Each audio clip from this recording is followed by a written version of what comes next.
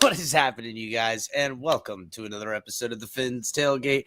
I am your host, El Capitan, and today on the tailgate party that never seems to stop, I'm coming at you from the remote, temporary location, still going through the move, building the new studio now. It'll be done in, I don't know, a few weeks. So be some thrown together backgrounds like this, coming at you remotely. Try to get on screen as much as I can. Try to keep up to date with everything. Been busy with the move. Like I said, building this shed and studio, putting it together. There's a lot of work. I got a lot of sun. I'm tired. I'm burnt up. Going to be starting a new job soon. All kinds of good stuff. But I'm going to be keeping up with you guys as best I can.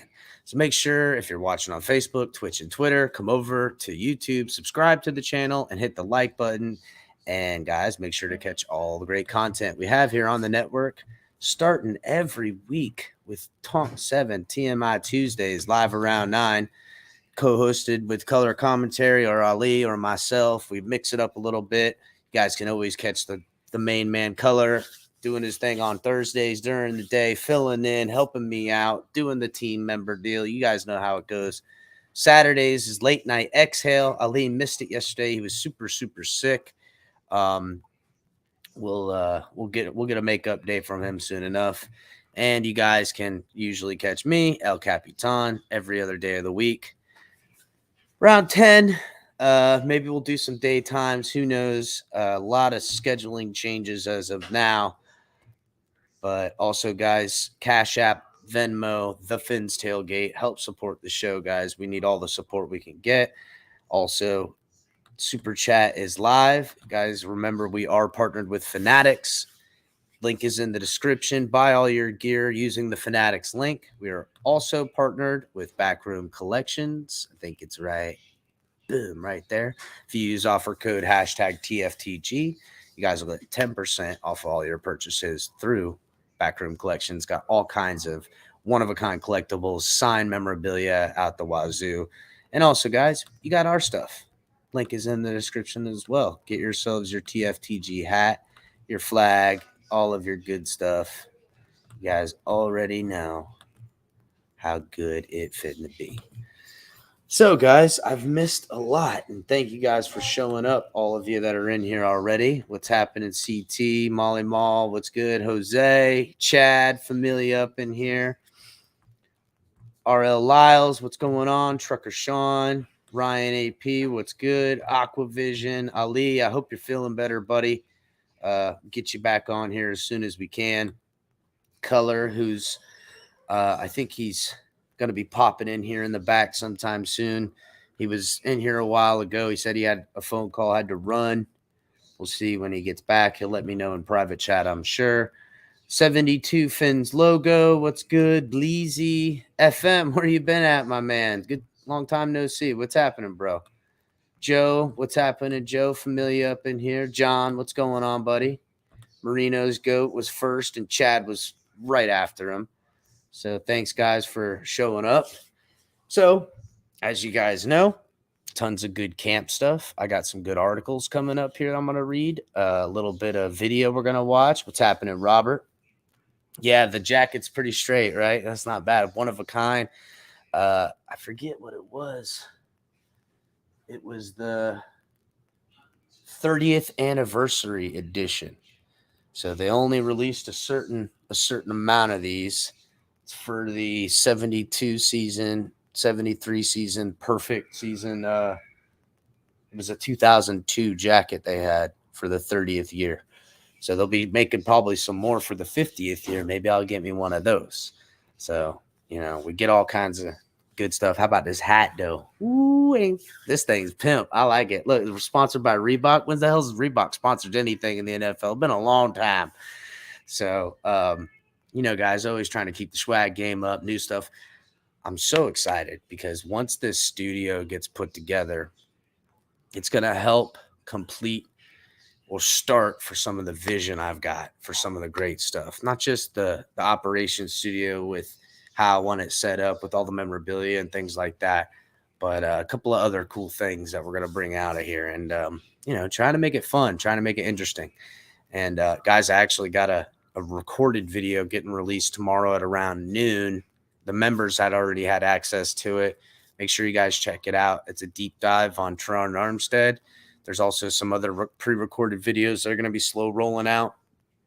HB in the back does some doctoring to them, makes them real fun, keeping to the theme. They're short, like 10, 15-minute long videos with some good information just given out of there with some funny stuff inside of it as well, keeping to how we rock here at TFTG. So, guys, I guess we'll start with something that just came out and something I don't know if all of you guys have seen, but they dropped it. We'll get into some of the coaches and player interviews. I haven't watched most of them. I've seen some, but most I just haven't had time. Just been slammed up. I've literally fallen asleep the last 2 days at like I was sleeping this time yesterday and the day before because I've been working out in a hot ass sun between loading furniture and unloading furniture, then transitioning to building this studio. So it's a lot, killing myself, but I missed you guys. I couldn't stay gone too long. I was like, man, I got to get back out here. I got to see my people. I've been trying to stay in touch through Twitter here and there and, when I can and how I can, listen in, typing in on the other shows, just trying to keep a little bit of a connection. But, it's not like this. It's not doing the Finn's tailgate like I want it done.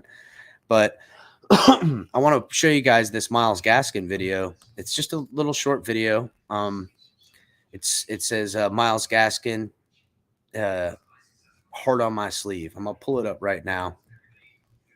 Looks pretty dope.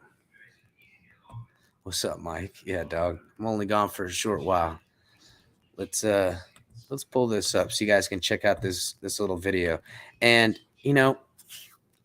upon seeing this, because it was set to premiere yesterday, it said that like they posted it that it would premiere today, and it's about Miles Gaskin. And I also have an article written by, who was it written by? I think it was Barry Jackson. Let me see. Yes, Barry Jackson, talking about the running back situation and how difficult it is because of the new guys that are brought in here and Miles Gaskin that's already on the starting roster. All of them having some decent experience, some a little bit better than others. But Miles Gaskin shouldn't be overlooked. And the Dolphins are doing this super featured video like this. I don't know. Maybe Miles Gaskin isn't as far on the depth chart as people would like to believe. But let's go ahead and watch this video. I haven't even seen it. I watched a little bit of it.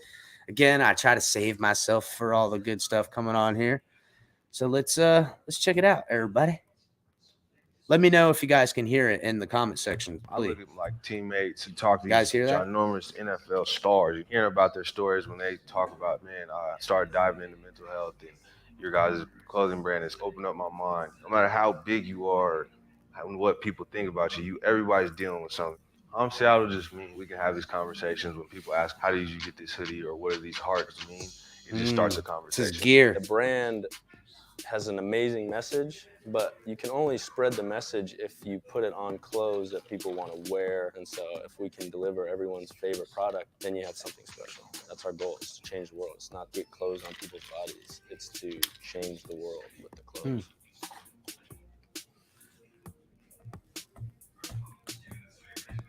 First time I seen RP race, he was giving my middle school 7th grade basketball team like 30, going crazy. And I was like, man, I got to beat this kid. And then come to find out, we go to O'Day, Catholic school, all guys school, big on brotherhood. And that was just like my little brother from day one. There's certain people I think that are meant to be there. For me, Miles is definitely one of them. I started dealing with a sadness, not as interested or motivated. I didn't want to do my schoolwork. And then it got to the point where sports weren't even fun. Usually that's my escape. And the tricky part for me was I felt like I wasn't able to talk to anyone about it. I was still doing well in school. I was excelling in sports. My family, my friends didn't see anything at all wrong with me. I was like trying to tell him like, hey, bro, just be happy. Just be happy. And he got it to me like, hey, it's not easy just to be happy. Like, it's not just like just the thing you just choose to do. All it was a conversation that led to another, that led to, hey, man, I'm struggling with mental health. That, like, oh, really? Like, what? Tell me more about it. Like, tell me what you're feeling, because I don't know much about it. Went to the doctors. I got diagnosed with depression. And I'll never forget the day that I had to take the paper in and show all my teachers and basically be like, I might as well wear it on a little tag, depressed. This is when I came up with Hams. It was a conversation I had with my dad, and I was depressed again. Football wasn't going well. I hadn't figured out my major yet. Just kind of normal college stuff, right? But since I wasn't talking to people about it, it didn't seem like normal. Why am I dealing with this? Why can't I feel better about myself? And I remember I was in tears across from him, and I felt like I was supposed to be growing into this man. I'm 18 now, 19. I got to be this man. I got to represent this, and I'm sobbing in front of him. I'm letting him down. After like a true year of like learning and understanding and watching how he was living, watching how he was moving, how he was feeling, and being like very cognizant of it, because this is my best friend. I saw like, hey, this is different, and it changed my thinking. It changed how I looked at mental health, and it made me kind of reflect on who I was. I always came to him as, hey, whatever you need to say, if you need help, if you need to talk about anything, like, I am here. I'm the next door to your right, whatever, bro. Like, I got you. I think the best thing Miles did for me was he didn't try to be that guru. And I just felt like, everyone looked at me as this person they needed to fix. And what Miles did was he just treated me like a friend. You can find therapy in a best friend, in a parent, an uncle, someone that understands you. And that's what Miles did so well for me when I was going through those tough times, is he's my friend. And he felt like I had someone who cared about me. The advice I always give is to just appreciate everything that's around you. Find the little thing, because after a while, I think you'll find that love that you need to have for yourself. Peel those layers back until all that's left is you, and when all that's left is you, thanks, Fon Joe. Understand what drives you. Have fun, buddy. gets you out of those places when you get there. For me, it's clothes. That's what it comes down to for me, is trying to advance in the fashion sense, making a product that transcends what people normally think of clothing, and it becomes more of like a part of the person. And when you need to go do those things, be selfish with it. Go tap into your true self. Do it unapologetically, because that's how you're going to figure yourself out, and that's how you're going to be happiest.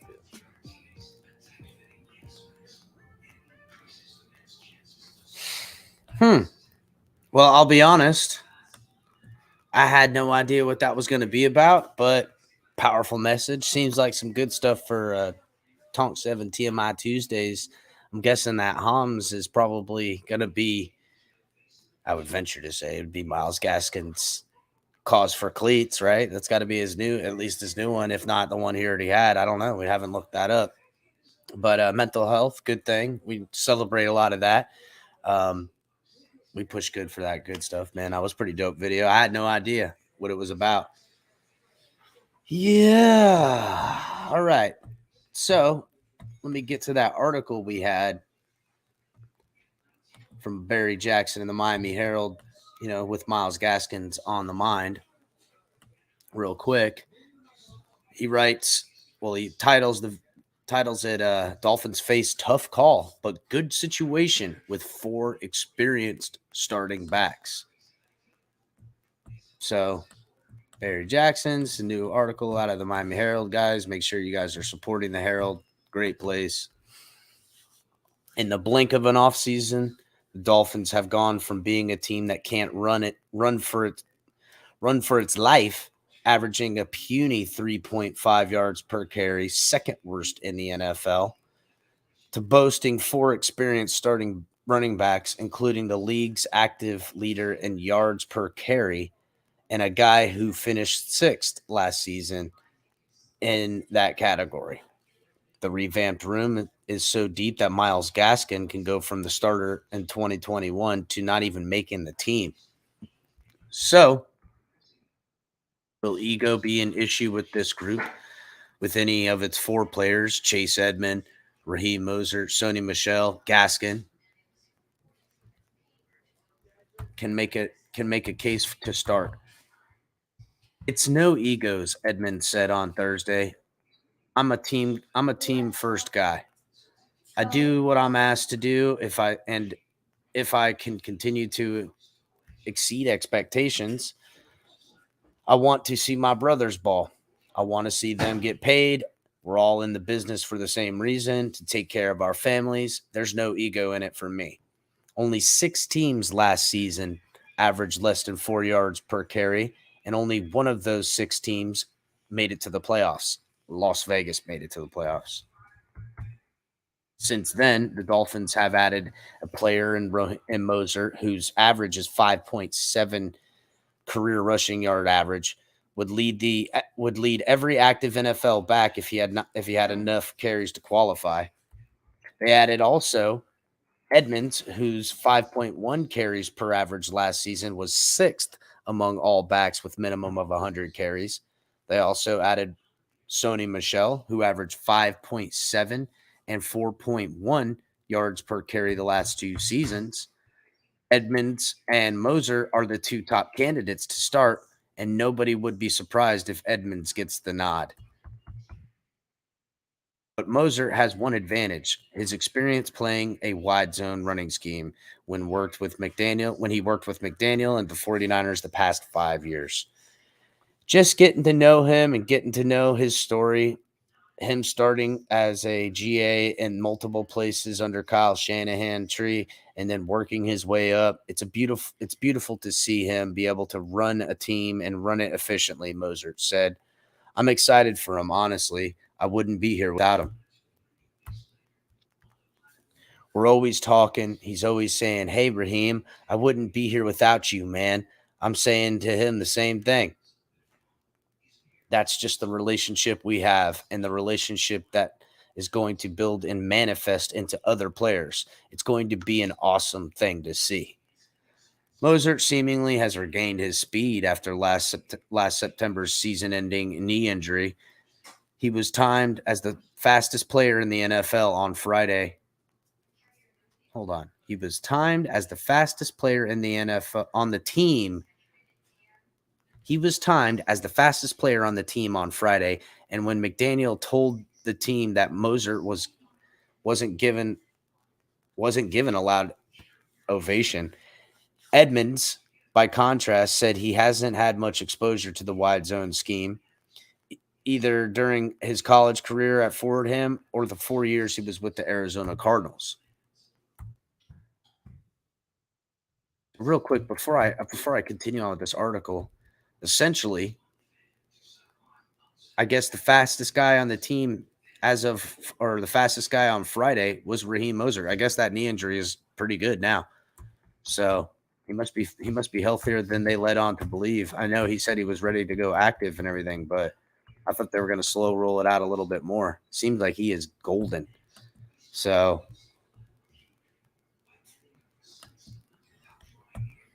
let's see. Let me go back to that article. Edmonds noted that in college and Arizona, I was primarily in an inside zone. Oh, wait a minute. But Edmonds is coming off a best NFL season of his career, where he impressed rush and receiving skills that was on full display in camp early. McDaniel said last couple of days he's put tremendous stuff on tape. Edmonds noted that in college and in Arizona, I was primarily an inside zone guy. Those blocks are a little bit more vertical. I'm still training to figure out which cuts to make at the second level. I don't think it's too difficult because of the repetition you get, neurological memory. Now it's kicking in. I've never had 1,000 reps at outside zone. My last 10 years of football have been playing inside. I consider myself an expert in that particular play. Edmonds ran for 7 yards on one play on Thursday, but said that he could have gained 20 and should as he grows more comfortable in this offense and continues to study practice film and game tape. When I read the second level blocks, I'm usually pressing and I get under it. With this one, if I could have stayed with my first level block, I could have done a little bit shimmy. I could have done a little shimmy and got back outside. Inside zone is kind of a cat and mouse with the linebacker. I have to play. I have to displace the linebacker with my rack and path with outside zone. I'm riding the wave, and then the front blocker needs to get to the second level. That's physics right there. So essentially what he's saying is exactly what I've been talking about for a little while, guys, which is in a running back system, once the outside zone gets figured out from everybody, it really is pretty fun to run behind. And it sucks because it allows essentially – if you're not getting a guy free in your face as a linebacker, you're trying to read around a ever moving wall. So you don't want to get caught on the inside or outside of the angle. So here's 4 linemen running left. Well, one of them's going over here and picking up the one linebacker. Say you're the middle on this, so you're not blocked by anybody, but that doesn't mean these linemen aren't in your way. So you're trying to look. So the running back's coming up into the hole. Well, it's almost like an option play. He's looking to you. He's reading beyond the tackles or the D tackles, and he's looking at the linebackers. Now, if you're on the inside of this, he can just put a cut in and bounce it. Well, if your depth as a linebacker is far enough back, you can bounce outside to meet him. But if you get caught too far inside, then you're going to miss the angle because you can't go through your player and the lineman to get there. And so the linebackers have to be patient. Le'Veon Bell was really good at the outside zone back when they were playing in Pittsburgh. He would wait. He would see his holes. Then he would it's pretty much 3 holes. You can bounce to the outside, put your foot in the ground and hit it, because if the linebackers are on both the outsides, they're trying to sneak in, which is pretty awesome too. That's how you see those big runs. Linebackers try to hit the hole, the first one they see that opens. Well, the running back, if he sees that and they're running at the same time, if he misses the angle, he just sticks straight and nobody's there to meet him till they get to the safety. Well, the linebackers, now that's how Zach Thomas would defeat this, though. a great middle linebacker can sneak up close and just hit the hole and get there before you have what's known as like your three tree to pick from, where you're going to go boom, boom, boom. You're going to go straight on with it. You're going to bounce the outside, or you're going to dig back inside. And so you really just read on which linebacker's closest to you to get away from, to create a bad angle. And that's what he's saying right here when he says, I'm riding the wave and the front side blocker needs to get to the second level. That's physics. That's what he means by that. I've been telling you guys this for months now. Even though Mozart excels in that system, he needs to learn the tendencies of the new offensive line. Another key in this system, because everything must be in sync. He's been practicing every other day. The team is being cautious, even though he's been cleared medically after last season's cartilage injury. This is a new group of guys that I have to work with, he said. We all have to be on the same page. We all have to mesh together. I know it's going to click, and when it does, you can tell what's going to happen. I can't wait. It's exciting, man, honestly. Finances won't dissipate during playing time decisions.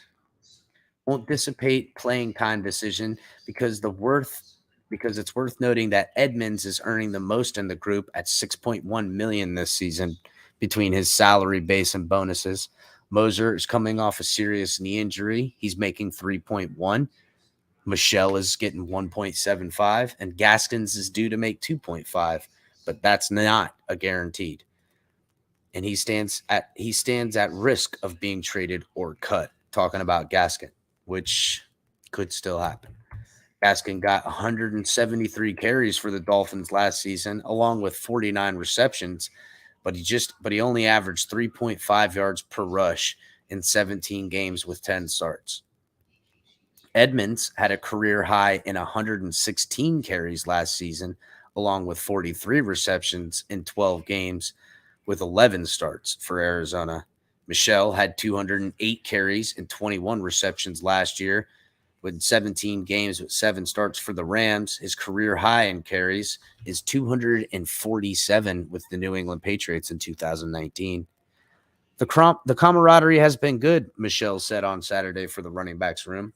Guys love to compete. Guys are out here working their tails off, trying to earn spots. Nothing is given. Everything is earned, and you get what you earn out here. Mozart had 634.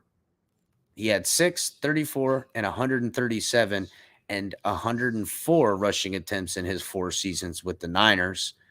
He missed last season after he sustained a knee injury in the opener, just after only 2 carries. Hopefully, I'm able to expand my role just like I've always wanted to do, Mozart said. I started doing that kind of stuff, but unfortunately with the injuries, it's kind of hindered me. Behind all of these guys is Sylvan Ahmed, who has a good start to camp, second year running back Jared Dokes, and undrafted rookie Zaquandre White. They also have brought in former Raiders player Alec Ingold, who's expected to make the team as a fullback, a position McDaniel uses quite often in these plays. How McDaniel allocates snaps among his top backs will be one of the most fascinating subplots for this new team's wealth of riches in the running back room. So, I don't know, guys. Thanks, Bryson. That visor's pretty tight, right? One thing's for certain. And if you don't believe me, just go look at the Niners last year. There's a reason why Deebo Samuel was a running back quite often, and that's because all of their running backs get chewed up in the system. Same thing with offensive linemen, guys. It has to be running back by committee, offensive line by committee. It is taxing, to say the least, for these guys because it's real football. It's good football. It's smash mouth football. It really is. We're going to have to see a lot of these guys just, put in that extra. And I don't know. Before we get, we did way too early rosters cuts and 53-man roster cuts a while back. I think I had Gaskin making the team. I just can't see how they're not going to go with 4 running backs on this team. And if they do, which I think they will, not including fullbacks, 4 running backs, Dolphins only carried 3 last year. They're going to need more. They're going to have to take a running back. I don't care where it comes out of. I don't know if it's going to come out of the safeties room, which they carried 5 safeties last year. Maybe they'll only carry 4.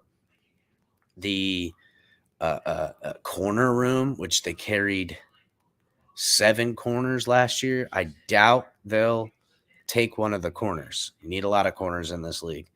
So I would imagine they carry 4 safeties and take an extra running back and make that third running back into a fourth running back. That's where I think they'll allocate that extra running back.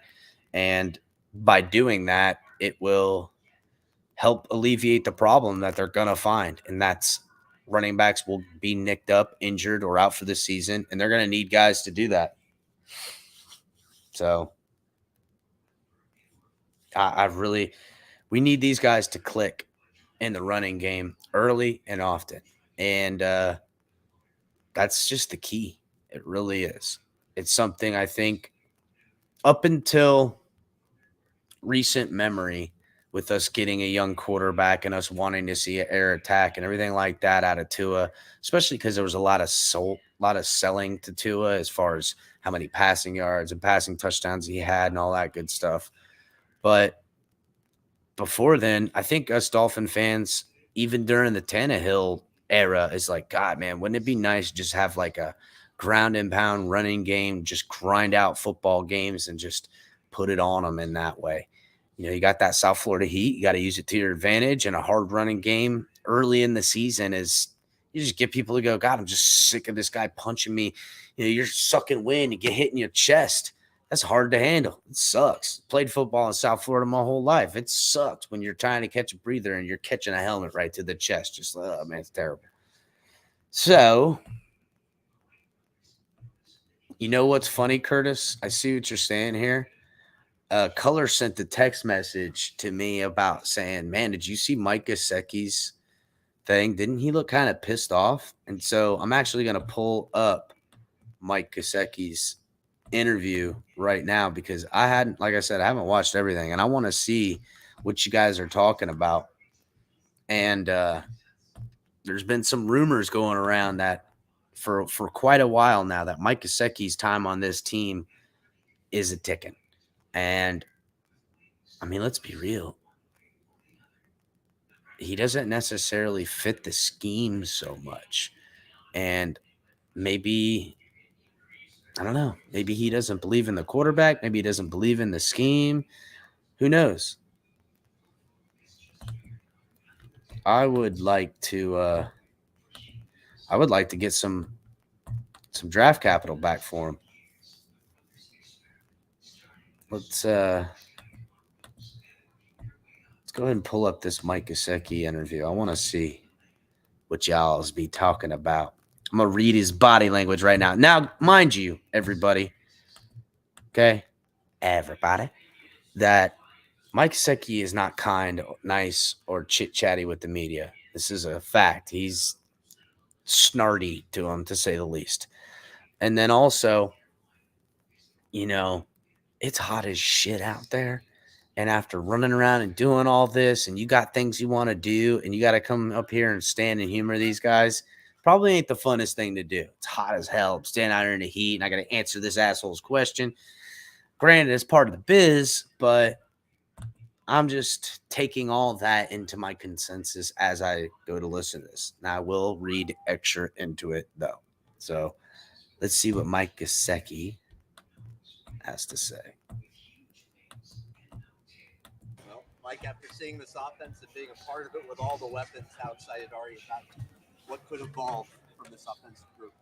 Yeah, I mean, it's still super early. So, I mean, you don't want to go out there and say a whole bunch of crazy stuff. But, I mean, there's definitely some talent. But, I mean, that's all on paper. So we got to go out and continue to have good practice. Okay, hold up right there. Still kind of early. You don't want to go out there and say a whole bunch of crazy stuff. So is he trying to temper our expectations? Does he see something that we, don't? Because right off rip, I can read right into that. And that's him saying, hey, everything's rosy and great right now, but I'm seeing the real problems around here and they're not talking about that. Is that what he's saying? Because that's what it sounded like a little bit. I do want to mention that. Oh, Color, you're here. What's up? Not much, man. How you doing? I do want to mention that I am still and never have been blocked by Jaceki on Oh, Twitter. I've never been just so blocked you by all know. I'm Mike just saying Gesicki. there's a lot of people that you would think he'd be fans of that are blocked. You know, I just don't putting know that why out there. I mean, is he blocking every Dolphins fan? Is it because Well, he he hasn't did blocked me? he did when he went through that round of blocking. But it was like Tua haters and Tua supporters alike. There was no rhyme or reason to it. It's kind of odd.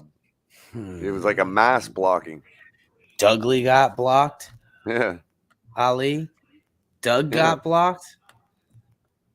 Well, that's So, just I don't know. I weird, mean- Mike Gesicki. Bad form, bro.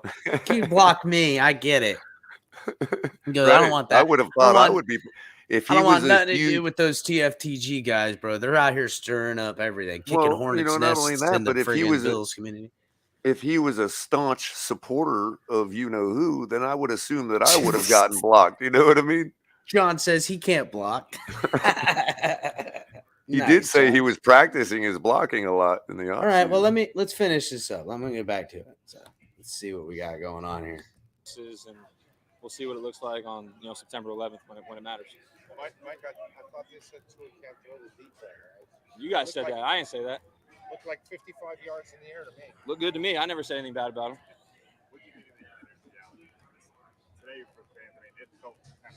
Yeah, I mean it's awesome. I mean fans are awesome. It's great. But I said to Chris Greer when I was walking out here, I was like, I want him excited in January. So it's cool to have him out here in July. And Okay, now that I like. I like him excited now.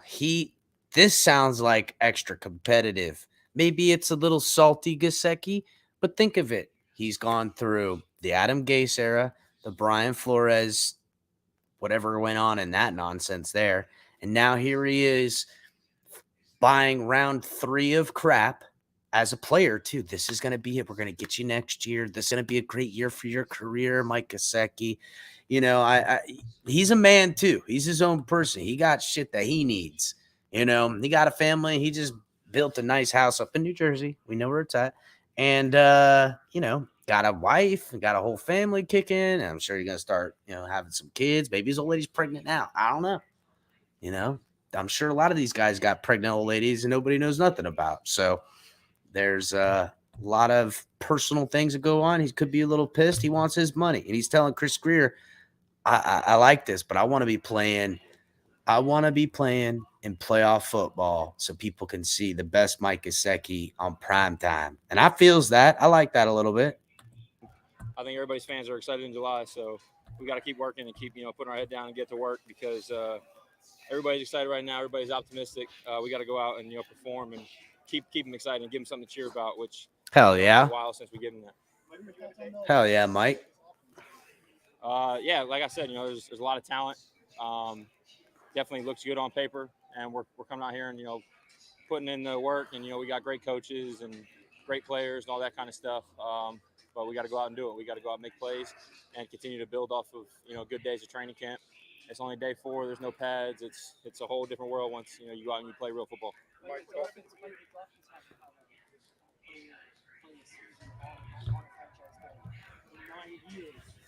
That player actually had a good season and then signed a long-term Mm-hmm. I asked Coach about if he wants to make sure that you feel loved. You sort of have that tag. What does it feel like to be the tag guy? Yeah, I mean, it's a business. The team's going to do what's best for the team, and then you got to go. What's it feel like to be the tag guy? All right, so I can see why he's pissed. He don't want to talk about this shit. And I'm sure even when he talks about it with his business, he don't want to talk about it. Sucks, I'm sure. Go out and perform and do what you do. So and then just to give you all an idea, he kind of the media plays their part in getting this guy a contract or not a contract. Oh, he can't block. Doesn't matter how dynamic he is. He's a terrible tight end. He's like, well, pay me as a wide receiver. Well, you're not good enough to be a wide receiver. He fights all this. His money got cost for all different types of reasons. No, reasons he can blame everyone else other than himself, which is, kind of his own personal thing. I mean, there's not really much else to say. I'm not a big, complain about it, make a big deal about it. Although it seems like the guys that do get paid a lot of money, so maybe I should have. But Ooh, see, I'm telling you, he wanted his money. And I mean, do you feel like at some point in your career you will in fact be recognized and paid as a top 10, top 7 tight end in the National Football League? if I earn it, I think so. Yeah, I mean, but that's a long ways down the line, and there's a lot of. All right, just so everybody knows, Mike Gesicki is not resigning next year as Dolphins unless the Dolphins make him the number 1 tight end in the league, because that's the money he wants. And bro, he'll get it too. Good for him. He's gonna break the bank. He's gonna set a record. And I think he, more than anybody, for his personal reasons, wants the playoffs so he could snatch up a couple of big time catches on some prime time games to get that big time bag money. I like him. This is perfect. This is a perfect place to have a talented guy like him right now, because he does all that for us while he go get paid money he can never live up to. This happens a lot, as we know. We've bought plenty of guys you give the money to, they never can live up to the money we paid them. Plays that need to be made and games to be won before that happens. But I think you get what you deserve in this league, and you got to go out and earn it. No.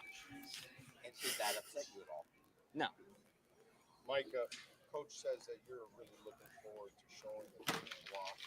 Now. That dimension to the Now. offense. Talk a little bit about that conversation with them. Yeah, I mean, it's not like we sat down and like they were like, "Hey, Mike, like, do you want to block?" And I was like, "Sure." I mean, it was like I know what offense we're getting into, and I know who we hired to be our coach and what scheme we're going to be running. So I got to go out there and in order to make plays in the pass game in this offense, you got to be able to go make plays in the run game as well. So I think working on it every single day and continue to improve. And like I said, I mean, we're wearing like these right now, so it don't mean anything. You got to go out and make the plays when you put the pads on, and make. Damn, dude, sound like he calling bitches soft right now. He's like, yeah, we're just wearing these. We ain't hitting for real. Wait, I get out there. I'm gonna hit you for real, dog. That's what he sound like. He sound like calling somebody out. He might be talking about something. This has come from a guy who can't break a fucking tackle. Where you're working to, and then footwork, hand placement, all that kind of stuff. There's a lot of stuff that goes into it, but definitely a much higher emphasis on it, for myself this season than honestly any other year that I've been here. Yeah. I was wondering, you went to the tight end, where they call it tight end. Yeah. Tight end. Yeah. Kittle there? He was, yeah. Did you speak to him about the blocking? Yeah, I mean, I was talking with him. Man, great question, John Embry and Kittle and stuff like that at that camp. I want to hear about the scheme, just about Embo and how he operates, and Coach McDaniel and all that kind of stuff. So you try to just pick everybody's brain out there, and obviously him being in this system and having success in it. But obviously he is one of honestly the best blocking tight end in the league, and then you see what he gets off of it in the pass game because of it. So that's the most important part. And I'm going to keep working at it and keep doing it. Is that a pass-oriented camp, or you guys actually talk some blocking? Yeah, it's 50-50. I mean, yeah. So, I mean, you get up there, and he gets up there and gives a presentation on all their outside zone stuff and how he takes his first step and his footwork, his mentality, all that. So, cool. Productive. It's good. When you have a practice offensively like you guys had today, you see all the weapons, Tyreek going deep and running hard and all that. Yeah. You kind of get a vision, maybe this is what will be, like this is kind of what we're looking for. I am not a big expectation and all that. Like Lynn asked me yesterday, how do you like it? This, that, the other thing, and I was like, it's early. You got to keep, just going at it every single day. And like you can sit here and say, it's exciting, it's this, that, but I mean, nobody's gonna care how exciting training camp was once the season's over. It's gonna matter how the season goes. So obviously, this is the baseline, and this is the foundation that we're building off of. Taking the piss right out of it, isn't he? Positive, and there's a lot of good things going on out there. But I'm realistic, and I want us to continue to get better, continue to improve, and make those plays on Sundays in September, October, November, December, January, throughout the whole entire season. Hmm. Is staff giving you any guidance on jumping over dudes? Is that allowed by the staff? That has not been discussed, but I would say that that's not one of my better moves. But Yeah, I'd if stop it trying comes to to jump it over and people, you have to do it, goofy. you know where to find me. Like, how is Teddy looking? Yeah, Teddy's awesome. Teddy's doing a great job, honestly, in coming out here and being a leader and being a guy that guys can lean on, ask questions to. He has a lot of experience in this league, so I'm super excited to have him. I love having him around. I love talking with him, working with him. All right, so the perkiest part that he's had up to this point is talking about Teddy Bridgewater. This is weird. You're right, guys. There is a little something salty about Mike Gesicki a little bit around here. And he's got a lot of great insight, and then obviously has a great arm and is making plays out there as well. So I'm happy for him, and excited to watch him this upcoming season as well. Do you think at the end of the season you'll notice an increase in Mike Gesicki's line steps? Yeah, I mean, I don't think I took one snap from a receiver stance today, so it's definitely different. But I mean, it is what it is, and I'm excited about it. I'm looking forward to another challenge and another opportunity. It's my fifth year, my fifth different offensive coordinator. Could be like 6 if you count last year's interesting situation. And then, you got a bunch of different guys calling plays. This is my third head coach. I mean, it's been a whole bunch of stuff, and I'm just excited to just put my head down, work, learn a new system, and keep at it, and continue to work. It must be on your end, Ali. You're the only.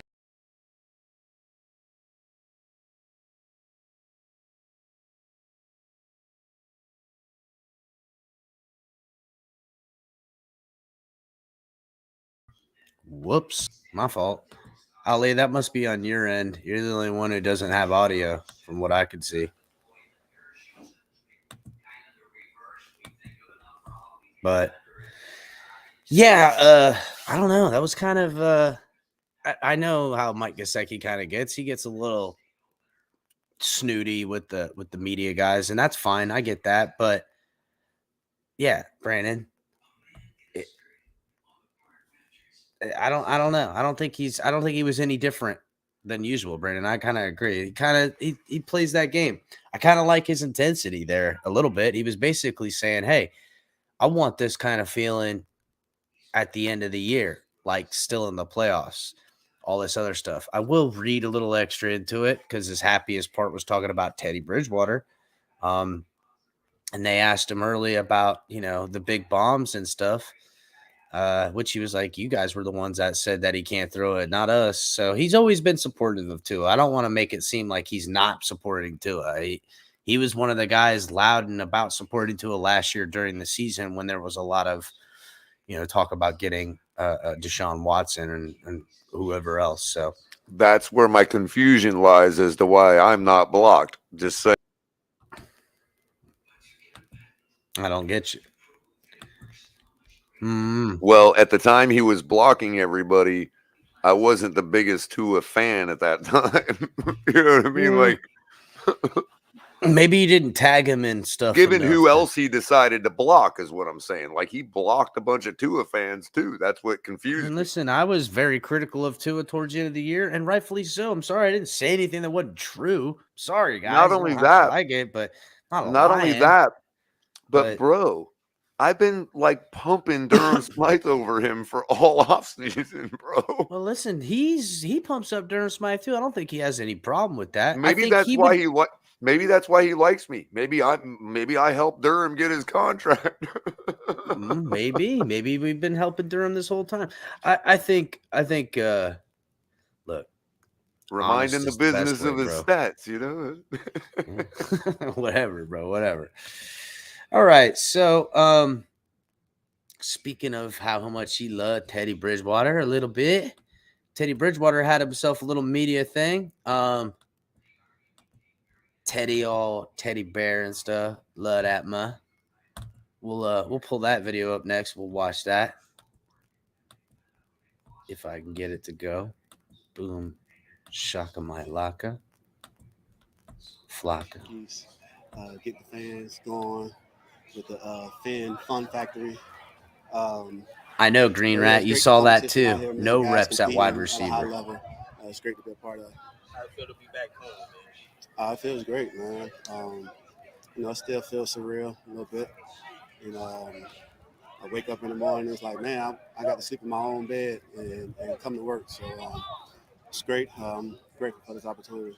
Hmm. When you do the Christmas in July event yearly, Yeah, after that you're typically heading out to go yeah, to where you're yeah, playing. But yeah. did it hit you then? Was it a little different knowing that after that event, come out here on Saturday? Yeah, it definitely did. Like you said, usually when I do Christmas in July, it's like the next day, got to get on the plane, travel to whatever city. But knowing that I just get to drive right down the street, come to work, Hell yeah. it just feels surreal. Teddy, I'm sorry if you've been asked this before, but the post you made on Instagram a few days ago caught a lot of attention. LeBron retweeted it out. I was curious what was you thinking going into making that post? Like, what inspired that? Man, the thing about me, I'm very random. So I was really just sitting at home in my driveway, and I just started typing.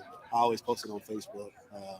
I'm on Facebook because that's what my family and friends are more active on there. I just posted it because a lot of the kids who we come across on my Facebook, um, they're in the inner city.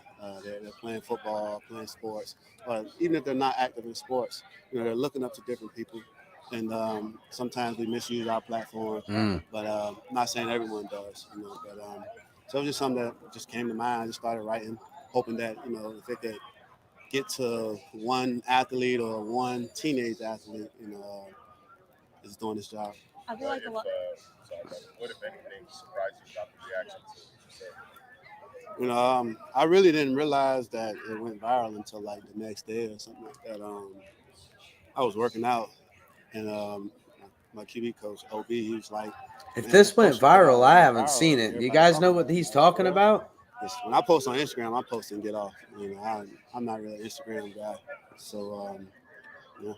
What are some of those experiences that you've had growing up in South Florida? I'm a high school sports reporter for Palm Beach County. Okay. So how have you kind of seen Huh. the kids from South Florida potentially fall through the cracks because they didn't choose their path? Yeah, man.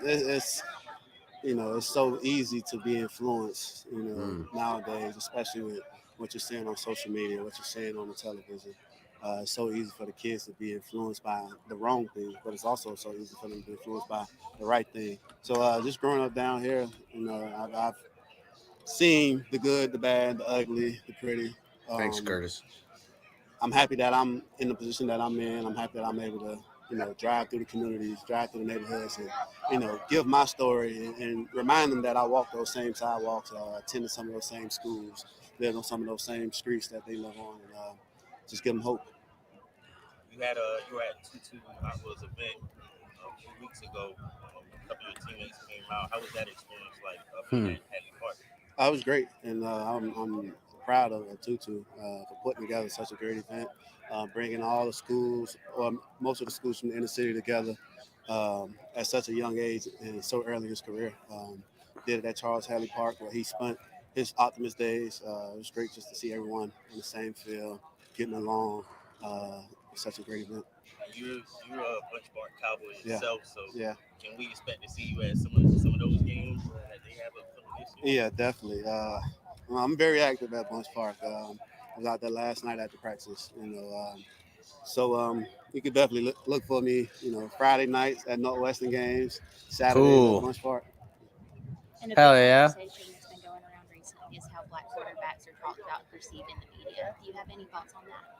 And I can't really speak on it because I don't know what's being said.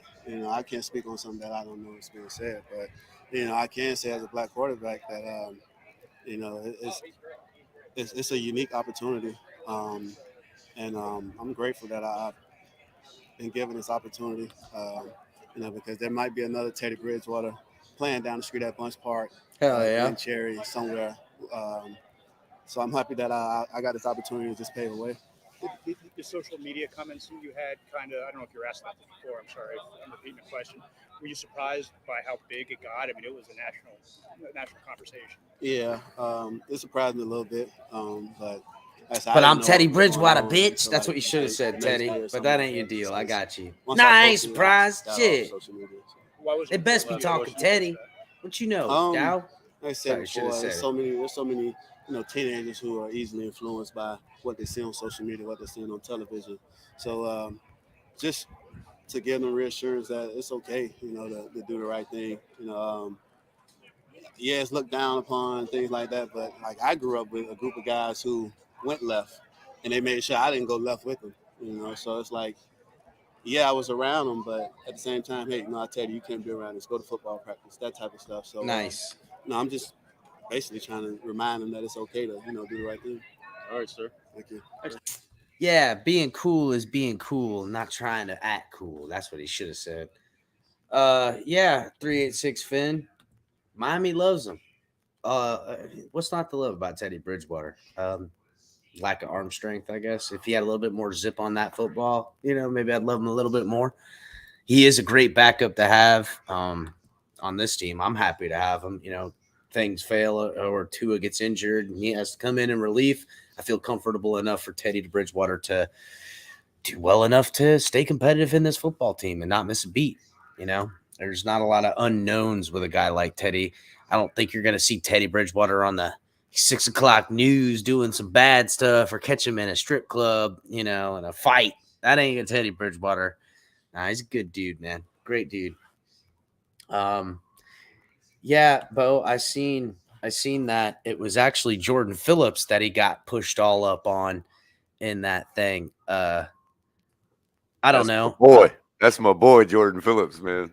Yeah, I don't really Jordan Phillips, whatever. I mean, he's the one that pointed me out in Kansas City when we were playing Kansas City. I got you. Jordan Phillips is known for having a connection. A him and I had a connection. You looked him in the eye. He looked you in the eye, and you give him a little wink, like Jordan. Pointed at me. You know. Yeah. Blew him, whispered sweet nothings to him. I got you. But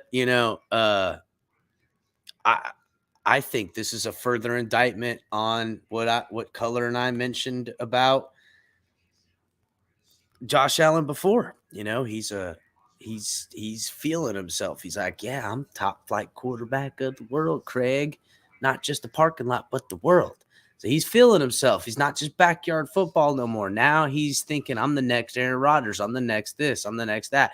To the point where he don't even have to respect his football teammates anymore, trying to do a run-through quarterback drill in the first early days of camp against Jordan Phillips, no less, who's already got a short fuse. They all get the play was over. I saw the clip. Play was over. He went back at Jordan Phillips because he got a little popped on him. This is more and more of Josh Allen thinking he is the Superman people tell him to be. And this is going to be the slow downfall. Players are going to turn on him. I'm just projecting here. I could be all wrong about this. But as a Dolphin fan, I can wish. Players are going to turn on him. They're going to fight amongst themselves. Coaches, he's going to turn into a diva right before our eyes. And before you know it, the last month of the season, they're looking at the Dolphins going, oh, my God, we're tied with the Dolphins right now, and they're getting in over us, yada, yada, yada. Boom, shakalaka. We finna take it to the asses. So, hopefully. Yes, chemistry problems. Perfect way put. So, all right, guys. Let's before we get to the next thing, we're rounding up to the 1 hour mark. Make sure you guys are hitting the like button, subscribing to this show. If you're watching on Facebook, Twitch, and Twitter, come over here to YouTube. Subscribe over here on YouTube. Everybody, please hit that like button. Get those likes up as high as you can, please, for me. And check out all the great content we have here on the network. Wrong one. Wrong one, guys. Starting every Tuesday with Tonk 7 TMI Tuesdays live around 9. Co-hosted by Color Commentary around there. You guys can catch Color doing his thing on Thursday nights, late night Color Commentary. Saturdays, you get Late Night Exhale with Ali, doing it right. And then every other day of the week, you can catch me, El Capitan, killing it, chilling it, villain it. Cash App, Venmo, the Fins Tailgate, guys. Help support the show. Super Chat is alive and active. Please, guys, help support the show in every way you can. Also, you can support by buying some gear. from the link in the description, getting some of the good.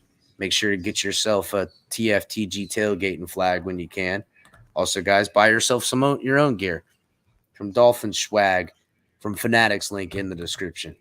And if you're looking for something a little bit extra special than just some regular Dolphins gear, something like this over here, but signed, you can find that at Backroom Collections. All kinds of cool paintings and 3D stuff. Shit's amazing. And you get hashtag TFTG, get 10% off any of your purchases through Backroom Collections. So, everybody, let's go ahead and pull up the Sony Michel quick little interview that the Dolphins had with him. This is great. This is finally some real content to enjoy and chew on and actually have to discuss, which is thank God. Thank God. 386 Finn. I'm in a 386 now, homie. So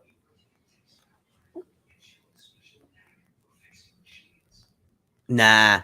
I think we skated a little bit out of that one. 386. I think we skated a little bit out of that. Let's go ahead and pull up this video, guys, from Sony Michel. Hear what they asked this man. What kind of corners did these media people try to back my boy up into? Sony, just talk a little bit about what it was like having fans out here, creating a little bit of an atmosphere for you guys. Oh, it's been cool. Go Big O lurking in the background. Creating some cool energy. Letting them see, what they've been waiting for and kind of seeing our process. Sony, how does it feel to be back in South Florida now that you started? You got the high school down here, but being here in the pros, how does it feel? Feel good. Being back home, kind of get to focus on what's important.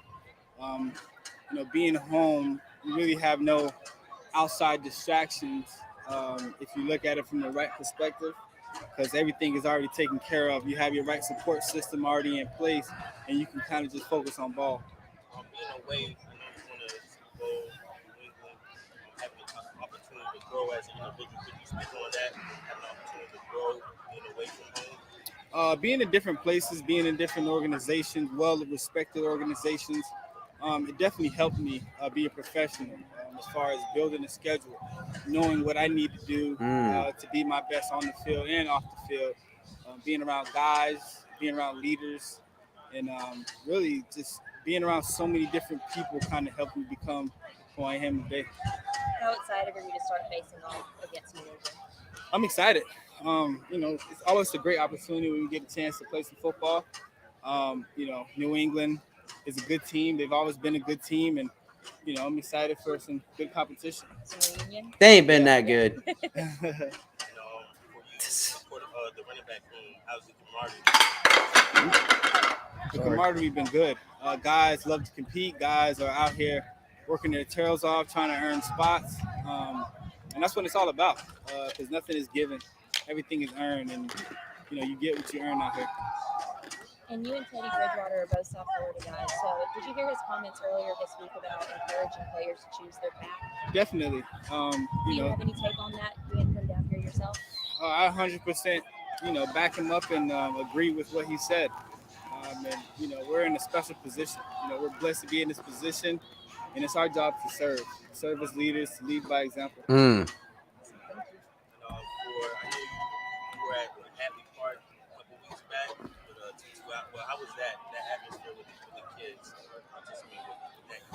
It was cool just seeing, young kids out there grinding, competing, having fun, most importantly. What a terrible. I mean, listen, part these. of the community. Why are we asking these guys some football questions? Like, I get it, the PR stuff and all the philanthropy. That's great, but no, like, I don't have any camps right now. a little bit more of what I'm looking for. What are we talking about here? Special to be back working in the community that you grew up in. Yeah. Definitely.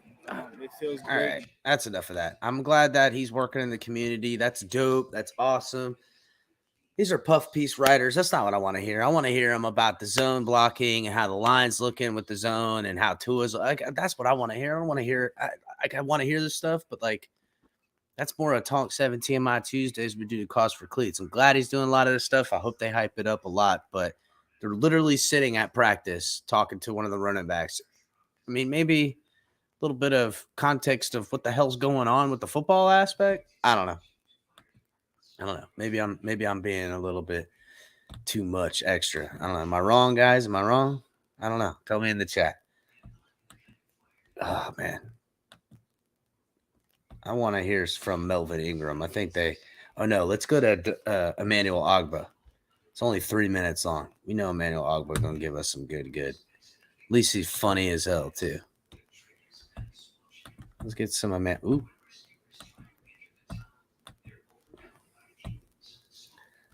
Bring this up. Let's watch this Emmanuel Ogba up in here. Real quick for you. Little bit. Ogba gonna have 15 plus sacks this year. That's right. I said it. Oh, just technique, just regular technique, run blocking, pass blocking, whatever Austin have for us that day. That's pretty much what we work on. Attack, react, footwork.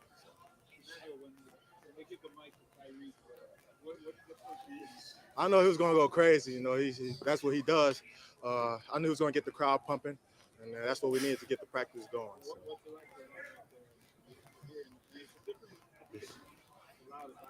See, I know you see it yourself. It's a different type of energy. The crowds too. Oh yeah. Everybody's excited for the season. Damn, Curtis, 15 sacks in one game. What? That would be insane, bro.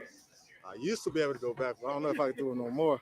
But I don't know. I just seen Tyreek. So I'll be doing no backflips on me. I don't need that. Be able to do it, so I'll say that. I would pay for that one. After stretching it. After stretching, it could do it. Tyreek. Did you know Blaze was gonna do the stone cold? Bro. Emmanuel Ogba looks even bigger than usual, bro. Like, he was already a monster of a dude. He looks freaking, he's shredded right now. Like, holy cow. We know a rookie was going to go out there. We just didn't know what rookie was going to do. But he did a great job, phenomenal job. Yeah, super healthy. With Adam Butler, obviously, out the first 4 days. Any of the rookies stand out to you, Emmanuel? Any name or two that has made an impression on you? OC, they're all doing a good job for us. Right now they're evaluating, who's going to step up. But they're all doing a great job then, too. So. Have you seen the most tries from Jalen Phillips here too? Oh, yeah, he's doing a phenomenal job for us.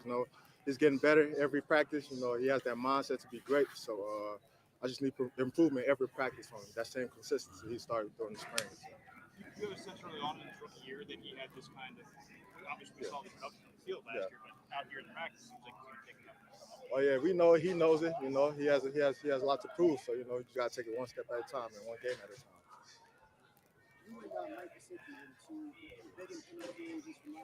Yeah.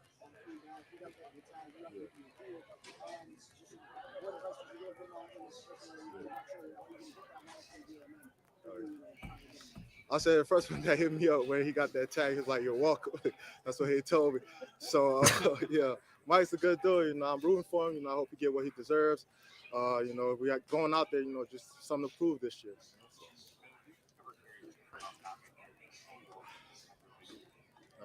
As long as I'm doing my job, my responsibility for this team, that's all that matters. All that's gonna come. So for you guys that missed it, they asked him about playing on the tag and then getting the money, because that's kind of Emmanuel Ogba was promised that he was going to get the extension. He had to wait all year last year before getting it, and then they treated him right, and he got the money that he got.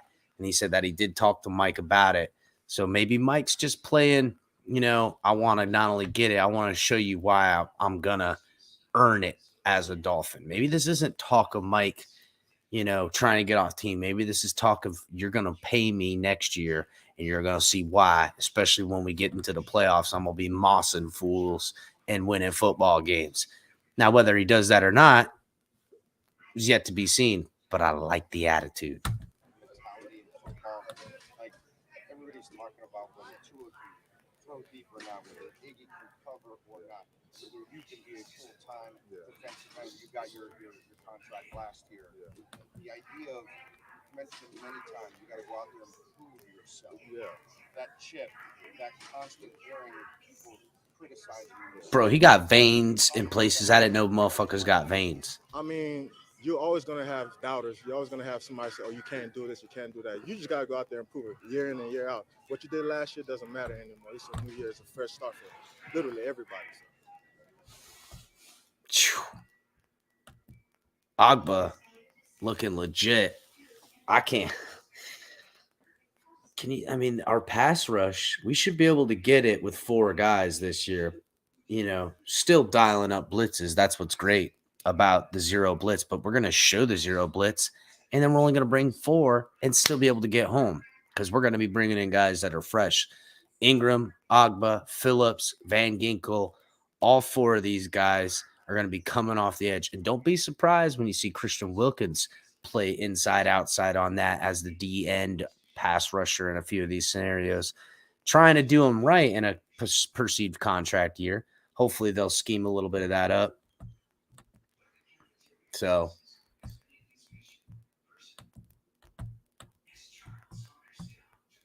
I didn't see that, Color. What are you saying? What'd you say, Color? For some reason, I noticed the other night they don't show up backstage in the comment section backstage. I just noticed it on the live chat. We can't pull them up, so you just have to shout them out for verbatim or for off the cuff. But because they don't show up in back for some reason, I don't know what you're talking about. Yeah, even when you won't see it in back, it's up on the live chat. What? If you go to the regular live chat, the YouTube chat, it'll be in green. It's a big green window. Oh, it's not showing up in back. Those don't show up backstage for some reason. I noticed that the other night. I don't know what you're talking about. Oh, so Paul got it. Oh, Paul redid his 2-month membership. Wow, that it shows up before. I don't know why it didn't show up, but shout out Paul for doing 2 more months on the membership. It usually does though. Maybe it's because it's a renewal, not a new member. Right, and the other night because members get a recognition chat, basically, almost like a free super chat, but it's not really a super chat. Mm-hmm. It's like a member recognition chat. They get one each. I got you. Yeah. And those don't show up backstage either. I wonder why. I don't know. Some kind of bug. Well, shout out to the main man.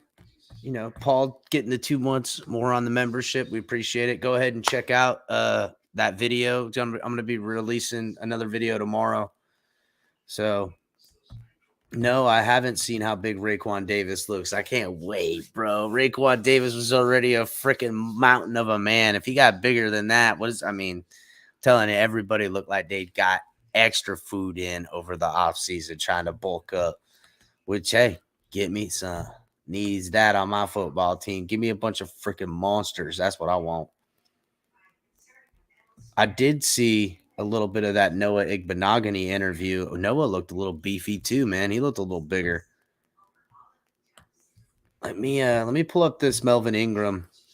Oh no, wait. I think maybe no, I didn't watch Melvin Ingram. I'm telling you guys, I haven't watched a lot of everything. I've been so super busy. So super busy. Let's go ahead and pull up this Melvin Ingram. I've been wanting to watch this. Melvin Ingram did get his new jersey number. He's number 6, if I recall correctly, right? Color. It was number 6 they gave him, which is pretty awesome. Big giant number 6 out there, dude. Freakish number 6 running around. Just a competitive nature. You know how that goes. You want to get out there and practice and make plays, and it's just a competitive nature. But I'm just being smart. Listen to the coaches, whatever they want me to do. You can sit back there and be like, "Yo, I got your 6." Right nice. On my chest. Yeah. Why was that so important for you? I like playing football, man. It's all football with me. Just trying to get out there and have fun. No, but even though you're not actually on the field, I see you constantly talking to coaches. That's smart. Right? Yeah, you got to be a student of the game. Football is really like 85% mental. If you know what's going on, you know what's finna happen. If I was finna come punch you and you knew it, you would duck. So, get out. Yeah, you feel me? So that's all about just being a student of the game. I'm gonna punch you. You gonna know it, bitch. You wanted to say bitch. Oh man, it's great. Man, it's great. It's ain't nothing like being healthy. You know, injuries is an unfortunate part of the game. And when you definitely healthy, I know who I am and what I'm capable of. So it's gonna be fun. It's gonna be special. And what's your target weight? I don't know. I don't know, to be honest. It's just I feel great, and whatever I come in, and I'm gonna be me. What are you seeing out there? What are you able to observe? I see a lot of special players, man. A lot of talent, a bright future, and a lot of guys just out there working, and that's the biggest part about it. When you got a lot of guys out there working, and everybody competing on a day in and day out basis, it could be special. They look like a group that's been together. Basically. Yeah. Nah, definitely. They definitely do. Hell They definitely yeah. look like they clicking on all cylinders. You know, we still got a long way to go. We just building He's stepping just trying to stones, get so in where it he fit definitely in. looks special though. Melvin, Jalen Phillips mentioned that you've been helping him out. What's something that you know now that you kind of wish you knew in the first year or two in the NFL? Just how much of being a student to the game means to it. It's how much of studying your craft and day in and day out working your craft. That's gonna hone in and make you the best player that you can be, and that's what you control. So it's all about controlling what you can control. Are you willing to share the spin Yeah, with him, or is of that course. top secret? No, I share everything. I ain't holding nothing secret, man. I'm sharing everything because the better he is, the better we are. Man, just everything, just how he worked, his knowledge of being a young guy and how much knowledge he got to the game, and how he go about his work every day, how he go out there and work and his work ethic. New team, new setting for you, but do you feel like you've gotten yourself incorporated, entrenched into the squad? 1000%, man. I'm me, man. I'm gonna fit in anywhere. Yeah, I'm me. I It's just fit me, in where man. I get in. I'm different. I'm a special person, man. So I fit in no like matter that. where I go, man. I'm gonna come in and do whatever they ask me to do, how they want me to do it, when they want me to do it. So I'm gonna fit in no matter. Damn, I wish every football player had this right there. I'm me. I get in where I want to get in, beats. Yeah, I mean, I without a bitch, obviously, but the confidence, that's perfect. That's what you need out of a football player. This is a crazy sport. It's a battle. It's a war. You got to win the battle of the mind first before you can even think about learning and fitting in. It's a freaking literal fight the whole time with So rules. It sounds like just because you're happy to fit in any role they want you in. You've been obviously a long-time starter, high-level performer. It sounds like you're okay at this point if you have a rotational role and that you don't I'm gonna feel... still be me. Let me cut you off. I'm gonna still be me now. So it's starting important to you? Oh, I'm gonna cut you off. Once I'm not doing that no more, it's time for me to go home. And in that vein, we talked to Coach earlier today, and he said that your pressures, there's no drop off there. The sacks may have been a little down, but your pressures and your disruption is the same. Is that for you? Yeah, of course, I'm still me, and I don't like to talk nobody head all the time or show. I'm still me. Surrounded by so many young players, do you feel like you're in more of a leadership role this season? Not really. I'm gonna go out and work, and that's how you lead. You lead by example. No matter if I'm around young, old, or whatever, I'm gonna go out and do me. I'm gonna be myself, and if people follow, they follow. Was there a Dolphin coach, Josh Boyer, or Mike McDaniel, who called you before you signed here just to tell you their vision for you, or was it handled strictly by your agents? No, it was handled by my agent, man. They took care of all that stuff. That's what I hired him for. You do that. I play football. Don't be playing, bro. You've been trying to come to Miami every year the past 3 years. This year, it finally worked out. So he's been wanting to come to Miami. And then Josh Boyer, once you obviously had a chance to meet with him, not asking for state secrets, what generally did he describe what he envisioned you doing? Coming and being myself. Just come be you. Yeah, do what you do everything best. else will take care of itself. Coach McDaniel mentioned that when he studied the film, he noticed that you had a lot of pressures, even in instances where you didn't get the sack. How do you value pressures as opposed to sack? It's all about affecting the quarterback. In a grand scheme of things, you want to affect the quarterback. So long as you're affecting the quarterback, sacks, pressures, batted passes, no matter what it is, as long as you're affecting the quarterback, you're doing your job. Questions? I joined up at 6. I just put on a jersey, actually. It was just a jersey, and I just put on a jersey. You see, I got somebody else number. I just threw a jersey on. Just to come out here and practice. So what are you going to do long term? Jersey number? I don't know. I might go Agent 0. I might wear 0 out there. I don't know. What? If he wore 0, that'd be dope. Because you're not LeBron. Take off 6. You doing something right when they hating on you. Damn. Who was that said that to him? Who was that said he wasn't LeBron? Don't wear 6. Who was that, bro? Who's the freaking tough guy that told him what he can and can't do? He just got through telling everybody, I fit in where I want to fit in. How about that? I'm me. I'm me. First of all, what you talking about? Of course I'm gonna work out. What you mean? Dude, come in here and do what I do best. Be me. I'm the best. I like that. Then someone says, "Hey, you can't wear number 6." Damn, I want to know who that is. Was that Daniel Ofusier that said that? Whoo, Daniel Ofusier. What? I didn't even know.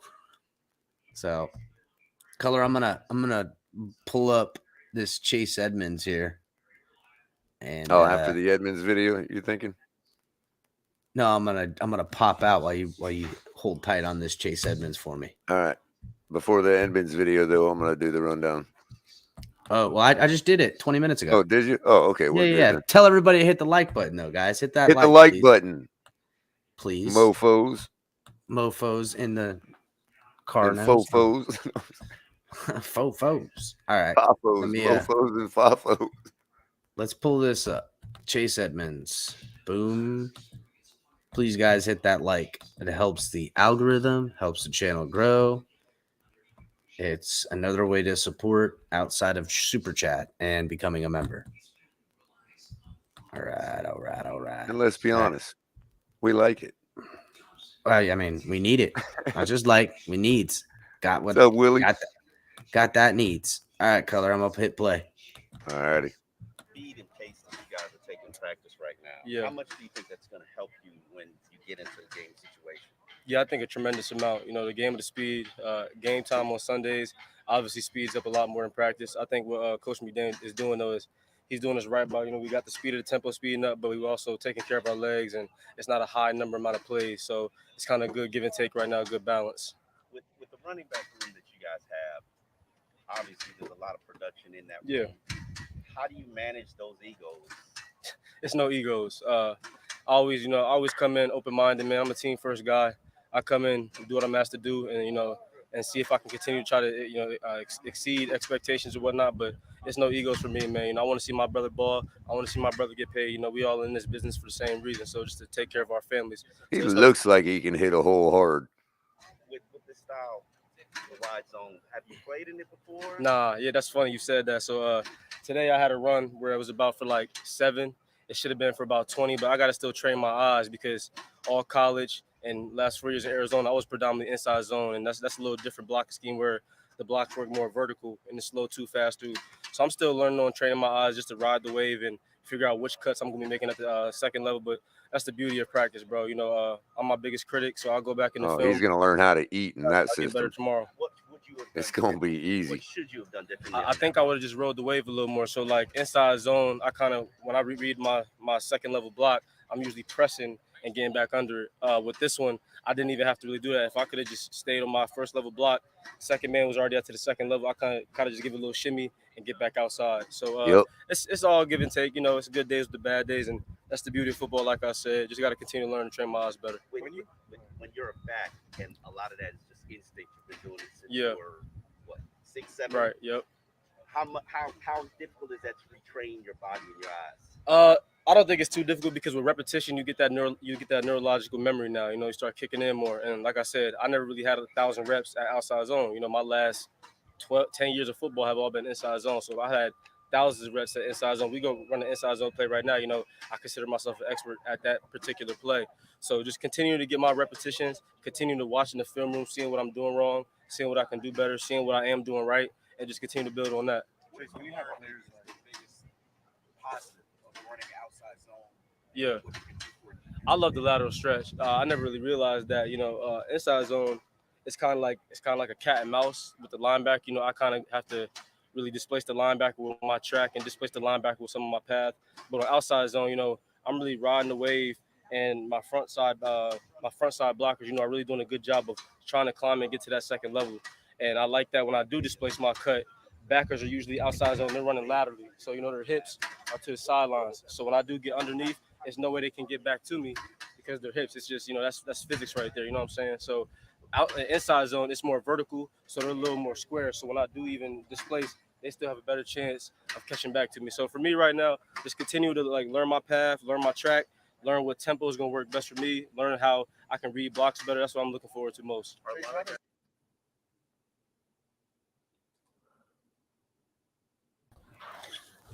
Yeah, Good boy. stuff. He just looks like he can hit the hole hard, man. I don't know what it is, man. He looks fast. This is what he does. Yeah. He looks fast.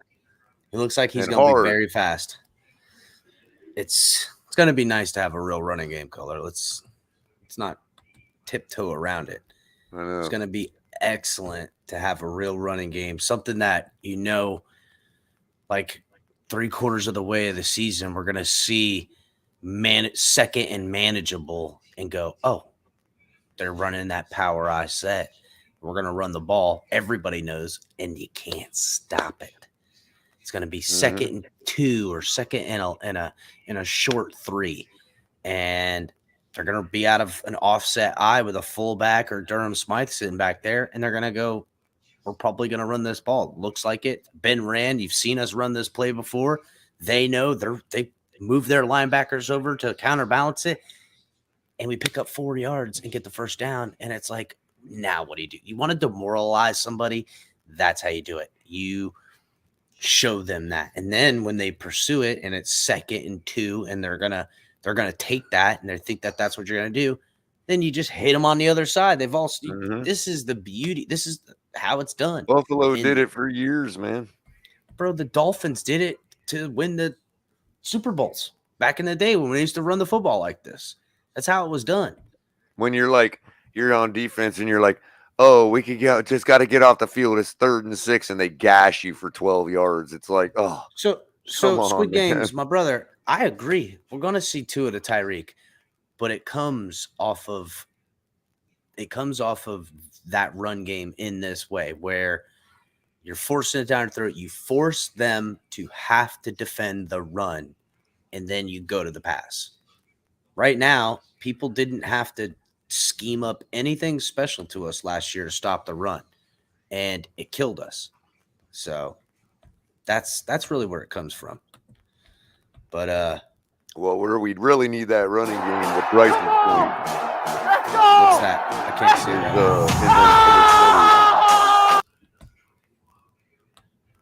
in them third quarters that we've been goose egging for the last 2 years. Third quarter's got to get better, bro. Well, it helps when you can shove it right down their throat with a good running game to come out of the second half. What you're trying to do is rob their defense of their halftime break, not your own defense. Thank you. So they're dragging ass come the fourth quarter. No, it's supposed to be the other way around. Will Smith apologizes to Chris Rock. Thanks, Mr. Paul. Glad for the update. Well, at least he can apologize. Well, apologizing is a lot of times it's the hard thing to do. But it's hard to do it properly. Typically, it's easy to say, I'm sorry your feelings were hurt. That's easy. Yeah. It's hard to admit. It's hard to tell people what you did and then apologize for that. And to follow through with the apology as well. Exactly. Anyhow, now that we're off that topic, hold on, let me see. A couple of videos that I put on my Facebook that came out.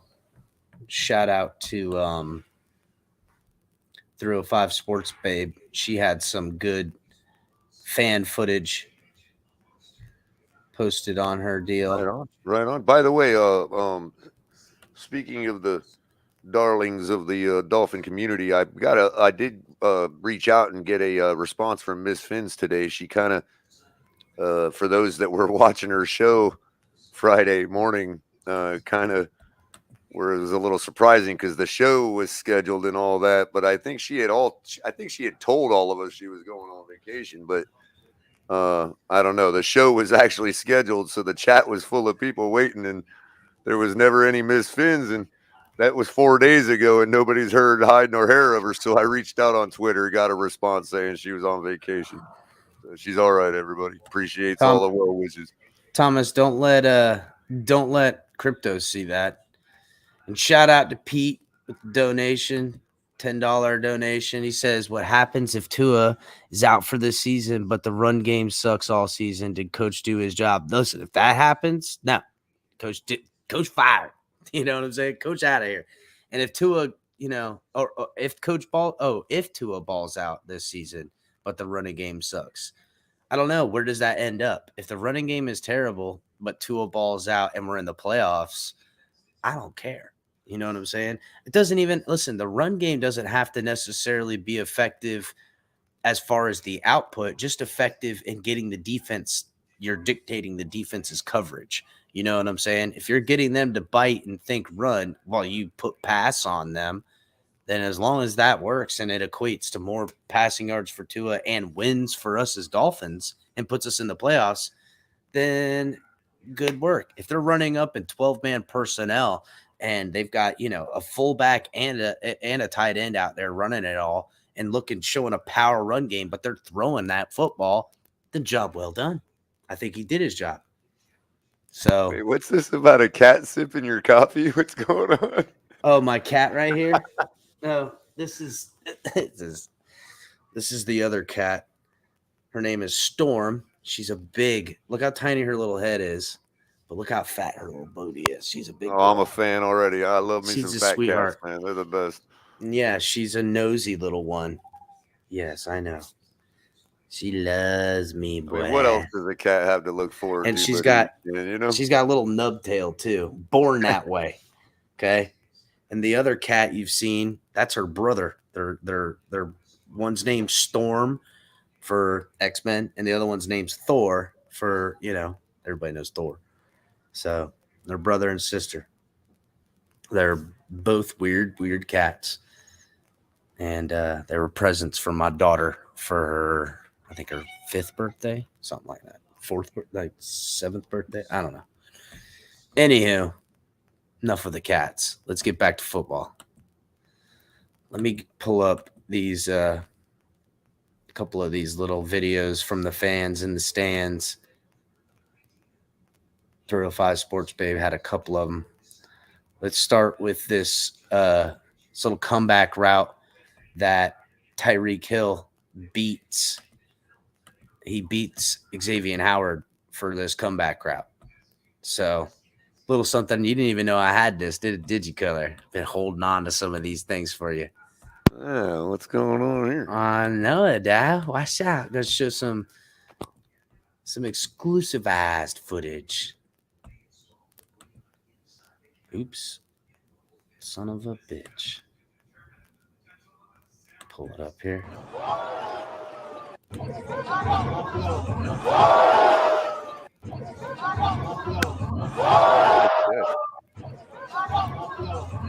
Listen, nice throw, nice catch, and the DB Howard was all over him, draped on him, still caught the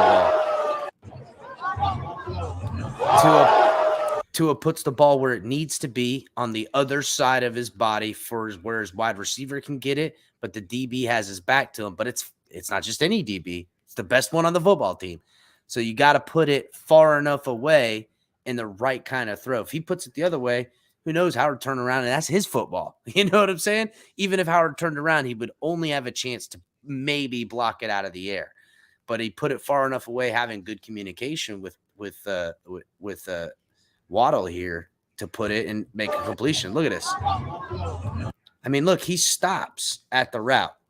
So look, both of them are looking at the football coming in the air. And this is a total of not under 3 seconds. So it's probably about 3 seconds just before the ball snaps. So look. The ball's already out of Tua's hand. The DB hasn't seen the ball, nor the wide receiver. They both got to find it in the air. Waddle looks back, which gets the DB to look back. That's how it looks. You're watching the wide receiver. Now they both have a chance at the ball, but Waddle does see how his outside foot is all the way out, creating that step from his right foot out to box the wide receiver behind him. That's how you box out that's how you box out a DB right there. You literally step. Look. Now, that's not where his foot is, but watch. See where his foot is? Right now, Howard has over-pursued just a slight tad, but he's still trying to keep frame to frame with him. And then to Waddle. Look at him now. He's going to step over him. See, look, here comes his left foot. Now he's boxed him out. See? And that's partly because the throw was in an area so far to his right that he's able to switch his hips without even taking the step. See it? That's actually a better throw for that catch. I mean, it's designed in that way, but look. I mean, beautifully launched into it. Look at the athletic ability of friggin'. I mean, it's right to him too, but great catch. I mean, against somebody who's typically going to be able to have enough savviness to stick his left hand in there and make look that at an his eyes. incomplete. Look at his eyes. Where are they at? Well, he never Right left the on the football ball. color. He don't care about anything but the football. That's why he's went, Love it, man. in the first round, bro. That's why I loved him coming out. I was like, oh, give me that. Give me water, please. So yeah, that's one of the ones. Hold on, let me see if I can get the other one pulled up here. Take me a second. It kind of did look a little like a push off, but he was almost pulling X. It wasn't really like a push. It was almost like his fingers got caught up in his jersey or something. That is not any. That's regular old hand regular fighting. contact. Yeah, that wouldn't that's have been regular called. regular, Dow. Especially that close to the line of scrimmage. That's right, and it's fast too. And let's be real. Refs are still busy looking for holding at that point. Another DB not as skilled as him could make the mistake of giving him more cushion on that man. You know what I'm saying? Not playing as much bump and run. I mean, shit, in the live action, if anyone was going to get called a flag, it would have been Howard for grabbing him and it looking like it was a grab. Right. Which who invented how that route running is that we've seen chew people up. Wes Welker used to chew bitches up by making them extend their hand to get on them. And if they got enough jersey, pull away from them. And next thing you know, you're getting flagged and catching the ball. So, all right. So here's, hold on a second. All right. Here's from the stands, Tyreek Hill getting turned. Everybody's seen the video with him just shouting everyone out, which was, I mean, way to play the PR, right? I mean, get every last bit of it.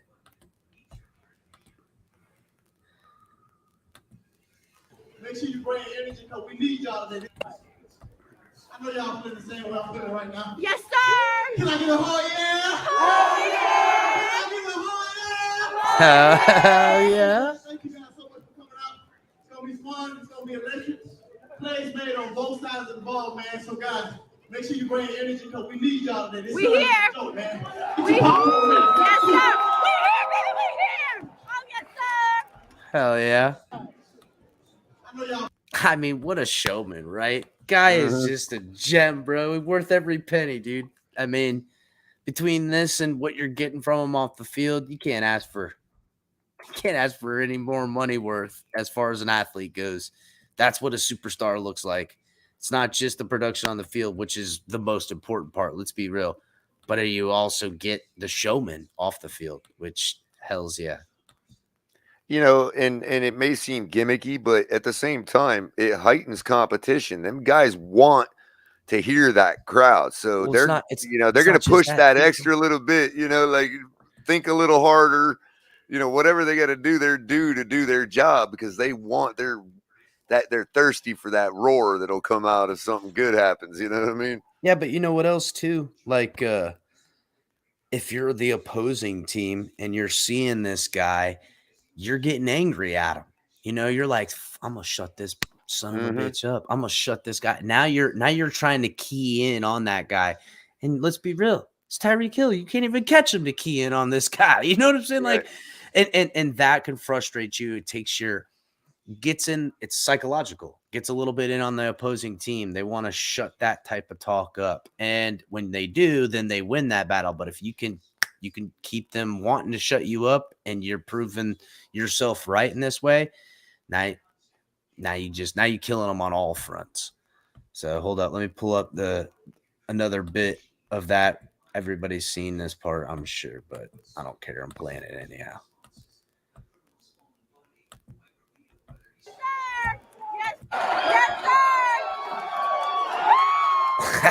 Freaking doing backflips, getting everybody. Yes, sir. Yes, sir. Yes, sir. Comes out doing a backflip.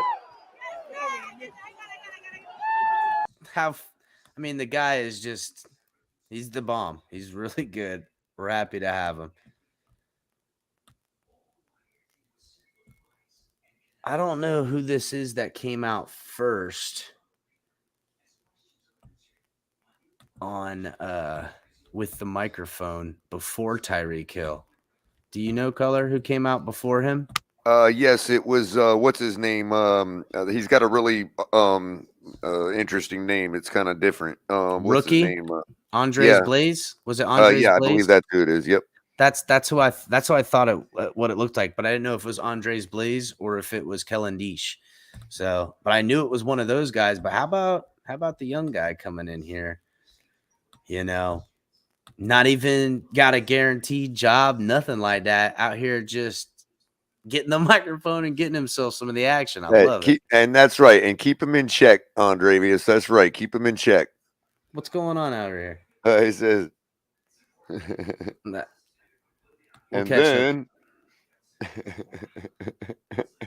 That's right, man. Keep him in check. All right. Let's check out Andre.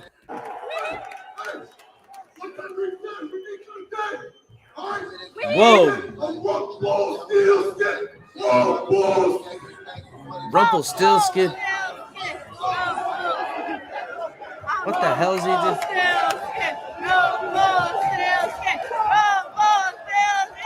What?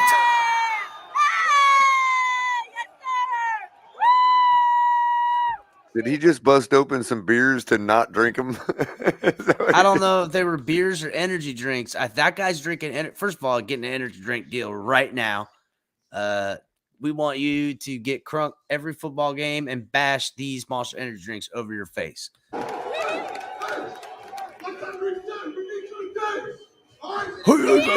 Maybe he's a wrestling fan. Maybe that's his energy drink.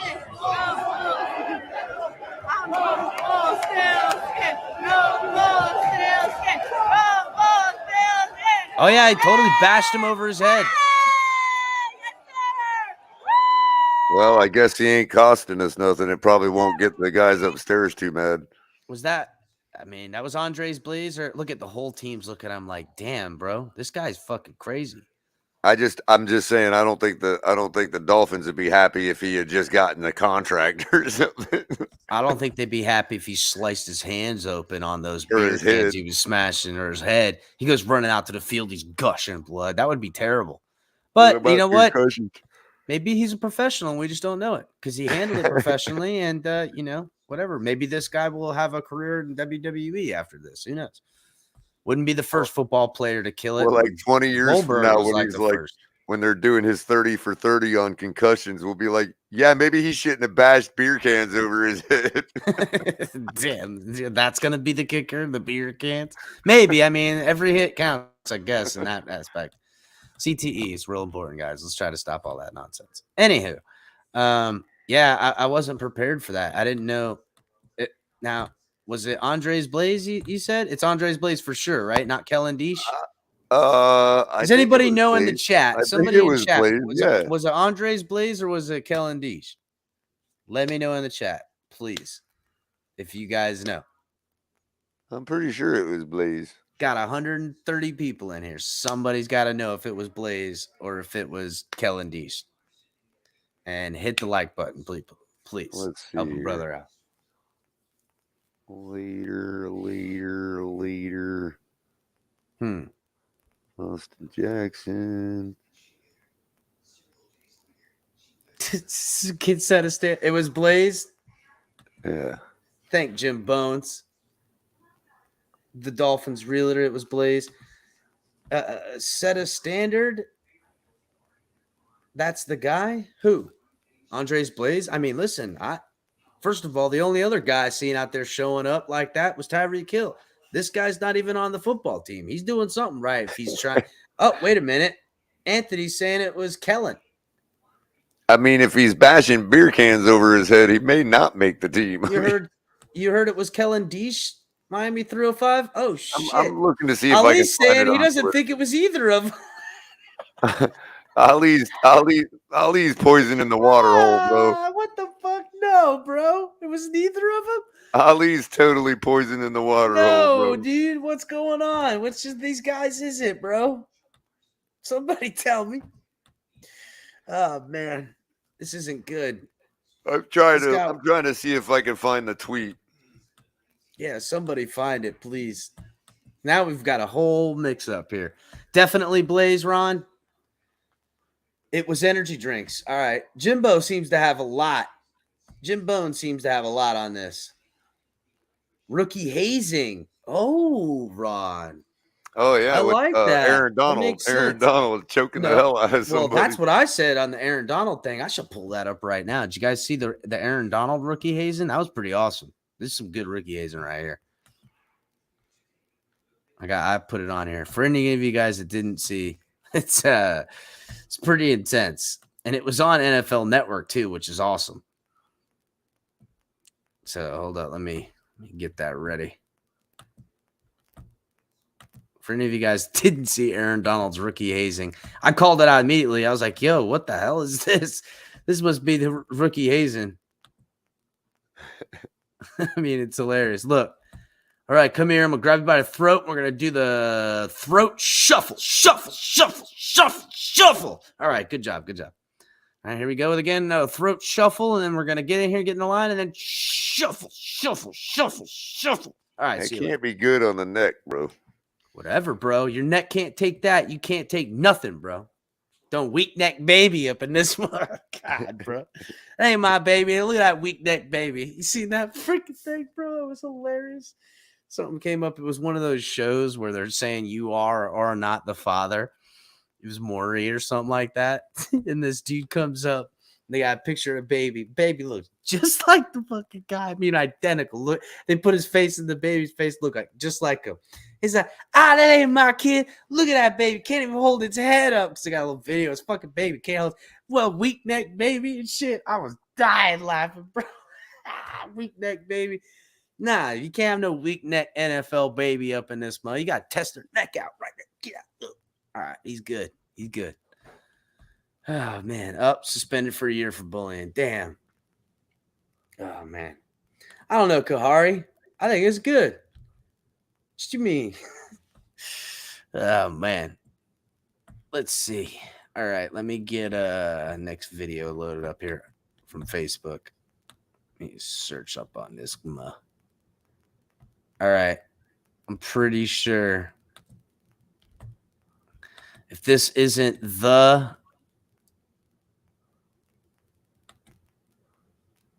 this is the bomb this is the play for the fans coming out of an offset eye.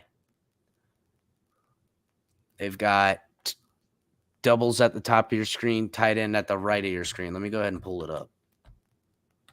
I'm sitting here telling you guys about it and I ain't even showing you guys. So it's an offset eye. Two is under center. Tight ends at the close side of the screen.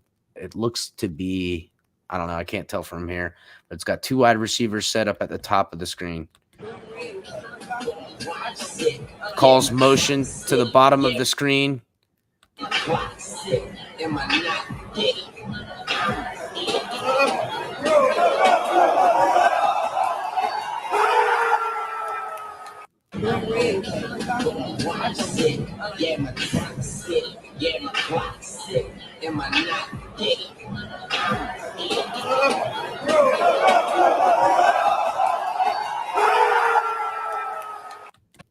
Okay, so I've only just slightly looked at this video. I haven't broken it down or looked at it. I would say even though that looks to be Noah Igbenogany and was that Waddle or Hill? I couldn't tell. But even though that he got beat on his coverage over here, the safety sat down in the middle of the field like that. That's a bad move by the safety. And I think that's Holland there with the orange jersey. Let's see. Yeah, that looks like Hill coming down at the bottom of the screen. Tua's under center, offset eye, goes to the strong side with whatever tight ends up there. I'm assuming that's Waddle at the other side.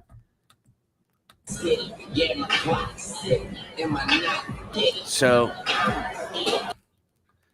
Tyreek pretty much, I'm guessing that this is a go route with an inside or an outside option. So what he's trying to do, because at the far left of your screen, that's Tyreek with, I'm guessing that's Noah. First of all, Noah seems to be keeping up the speed with him. The problem is that he's going to get him Yeah, to the turn his problem ain't Noah here. Well, the idea is that he widens himself out because he's expecting help from Holland.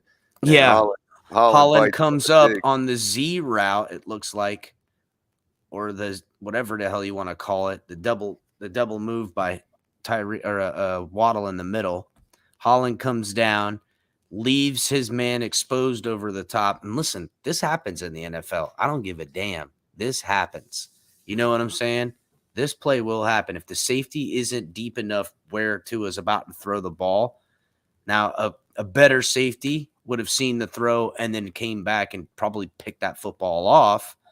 But that's not what happened in the play. So if you look at Noah, Tyreek Hill's stepping to his back left side to get Noah to flip his head around, and that's what he's just going to cut and come back up to the middle of the screen. So, oop, there he goes. So now he's got the inside angle on him. Now, I don't know why in the hell Holland is looking up in the air at the football from this angle. He's just watching it go. Is that Brandon Jones on the other side of the screen there? Is he supposed to take the high end route? I don't see how he could. He was playing down closer in the box. No, Holland was supposed to. Holland's supposed to stay deep. Yes, Holland is his help. Is Noah's Yeah. help. That's why Noah opened his. Noah was Trying to push him inside. He's trying to push him defending inside. the possibility of Tyreek cutting out on him. You know what I mean? Or Mhm. going to the flat or going to the corner, and so he expecting the help on the post, and the help was sitting right there with the orange jersey on. So Kahari is right. Without, nobody can blow the top off a route better than Tyreek. And That's that ain't true too. that ain't no and bullshit, it's my bro. contention that I'm not sure if Holland would have helped him if he If it might would have not have mattered. burned both of them. Yeah, if it would have even have mattered. And As a great, far out as Tua put the ball, as far out in front as Tua put the ball, I just it's don't see how way that. out there. And I gotta say, more than anything, the throw was better than everything else that's happening. Because even if Holland, that's what I'm saying. even if Holland was already coming in here, unless he was in front of Tyreek, which then he'd probably cause a foul. A foul. Right. You know what I'm saying? Right. He'd probably get a flag on the play because Tyreek The could worst just that run could through happen, him. it gets intercepted and it's a punt. It's a 55-yard punt. But I mean, look at the. But look how far out in front Look, it gets in front of Tyreek, listen, dude. Tyreek with this guy's hand in the way, Tyreek catches it with his fingers too. Mhm, Like he has to reach out there to get that bitch. Yep. So let's. But he So, got like- there. And that's valuable weapon right there, man. To be able to just launch that ball without even thinking, knowing that Tyreek's going to get to it is such a weapon. And what's Tua at the 35? Yeah, something like that. He throws it from like the 30. He throws it from the 30. Yeah. I'll tell you what.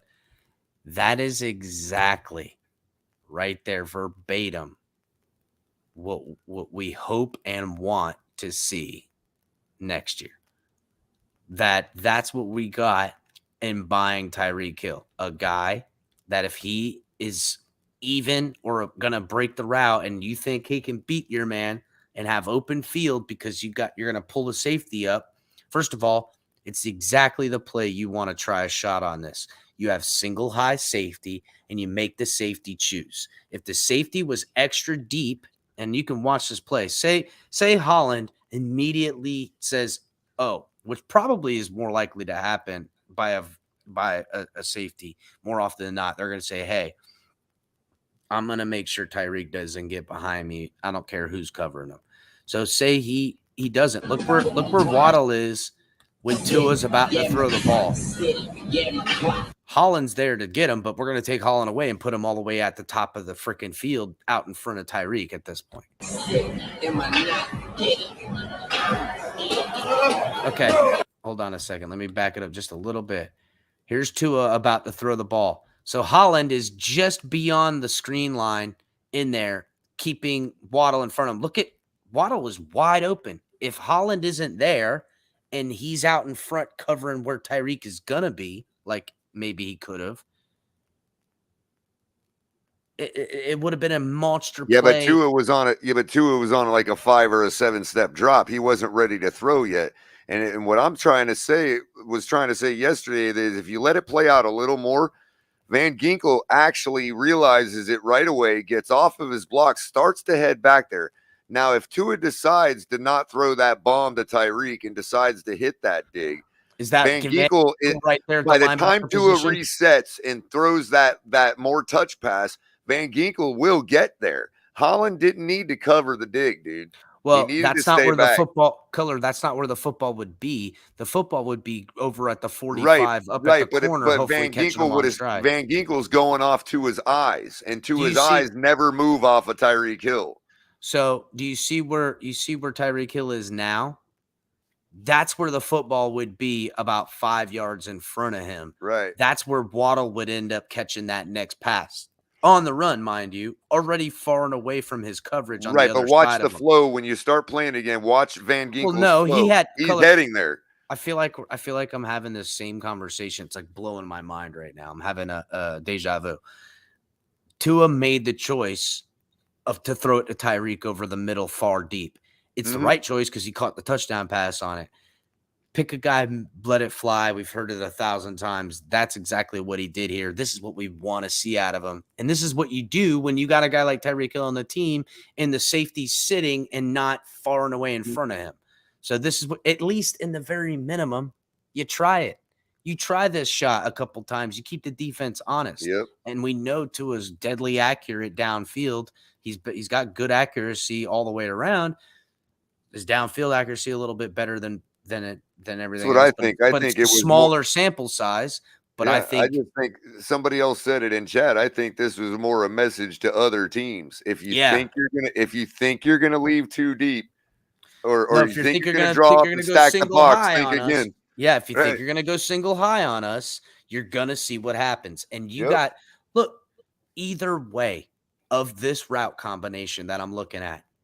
If Tyreek does everything he does and clears out the middle and the safety's with them and that's gone, it still leaves, and I'm pointing at it, I wish you guys could see it, it still leaves all that distance between Waddle and that corner that's covering him. And now you're dependent on a linebacker like Van Ginkel or any of these other guys to come way downfield to come back to help.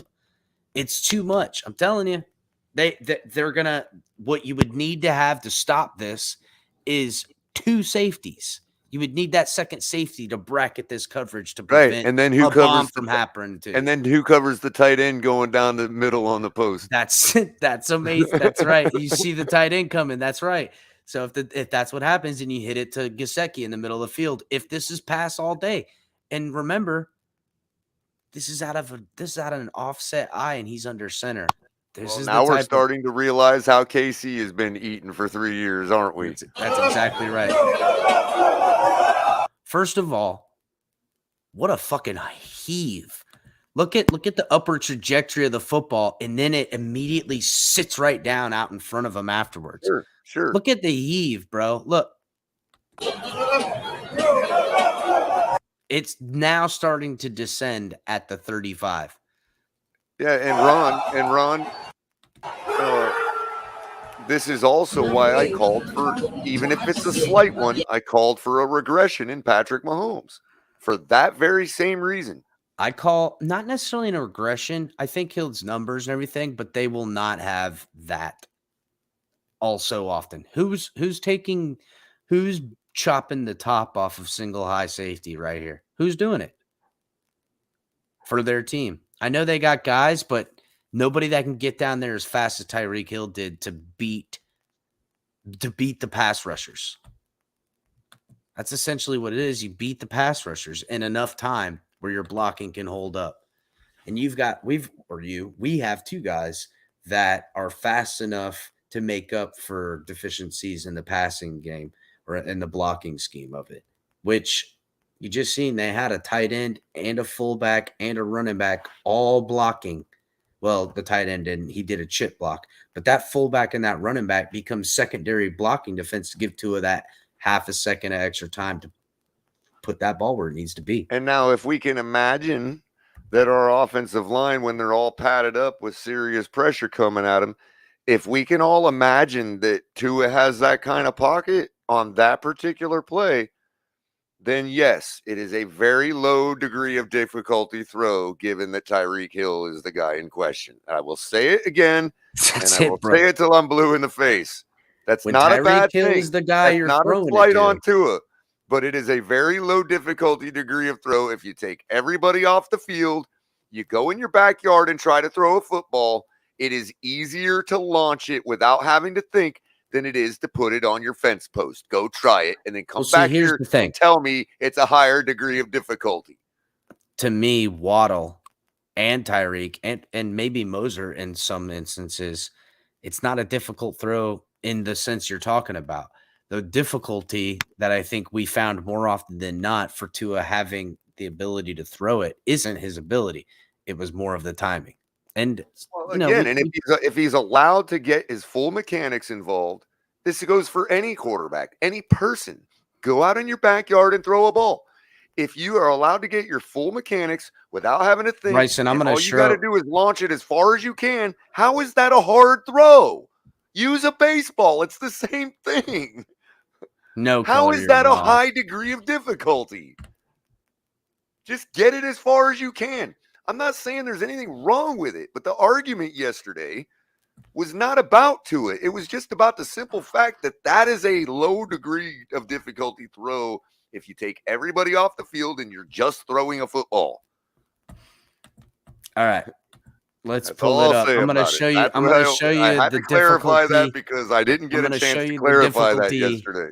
in the catch, because the difficulty in the catch was there. I mean, he just out in front of him.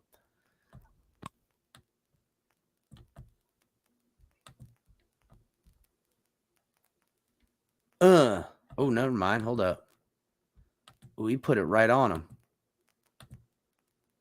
Look, he caught it with his hands, but it's right over his shoulder. Look at him track the ball. And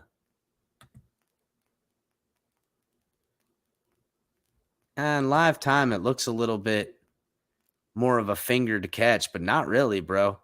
Then again, that's SOB is so fast, bro. It could be a bad throw, but as long as it's got room underneath it, he can get you. Man, color. I need 5 of these, 6 of telling you. these. I'm You telling know, you. give me 3 of these a game. Give me 3 See, of they these all a think game. I'm knocking Tua, bro, but I'm not, because Tua actually makes the harder throw that I'm talking about. I think Tua is actually better at hitting the fence post than he is on that one. So, no, again, I'm giving him a compliment. He hits the high degree of difficulty throws. I'm just saying that that one is lower than the slants and all that he normally hits. When he puts a slant on somebody at 10 yards or 15 yards and it's right in their gut and it's right on them in stride, that is a way higher degree of difficulty throw, which he can do than the one we just saw. It just is. When you know that the guy is going to track it down no matter how far you throw it, all you've got to do is rear back and throw it. That is not hard to do. Your limit might be lower if you're not an NFL quarterback. Like mine's only 43 yards, but it's still a damn easy throw to make. It's not hard to do. All right. We keep going back to the degree of difficulty on the play. That I'll grant you. Yes. High degree of difficulty play in the NFL with 22 guys on the field. That I will agree with. But that's not what the argument was yesterday. That's what it became, but that's not what it started as. And I never got a chance to speak and clarify that. Color, I don't think you've clarified much.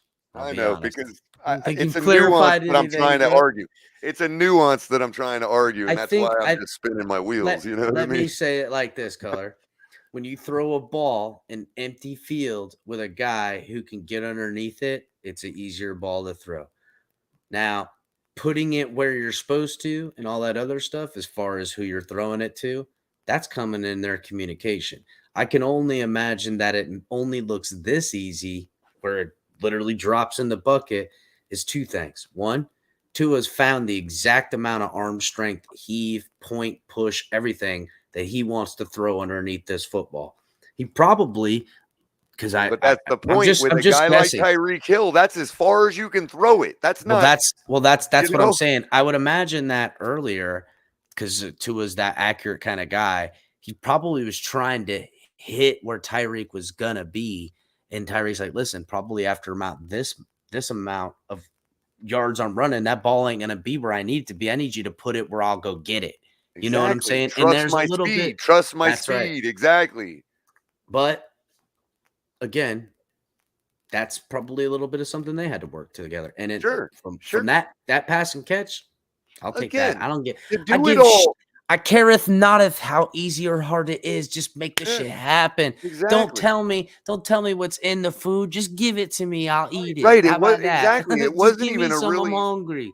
I right. don't It care was what's in kind it. of Don't. like not even. It was a What's the saying? nonsensical argument to Don't tell begin me with. how it's made. Just bring the shit. Don't tell me how to, what's it called, Keller? There's a saying. I don't know. I careth noteth, bro. Give me that good. I want some Yeah, of that's what I'm that. saying. Hurry up.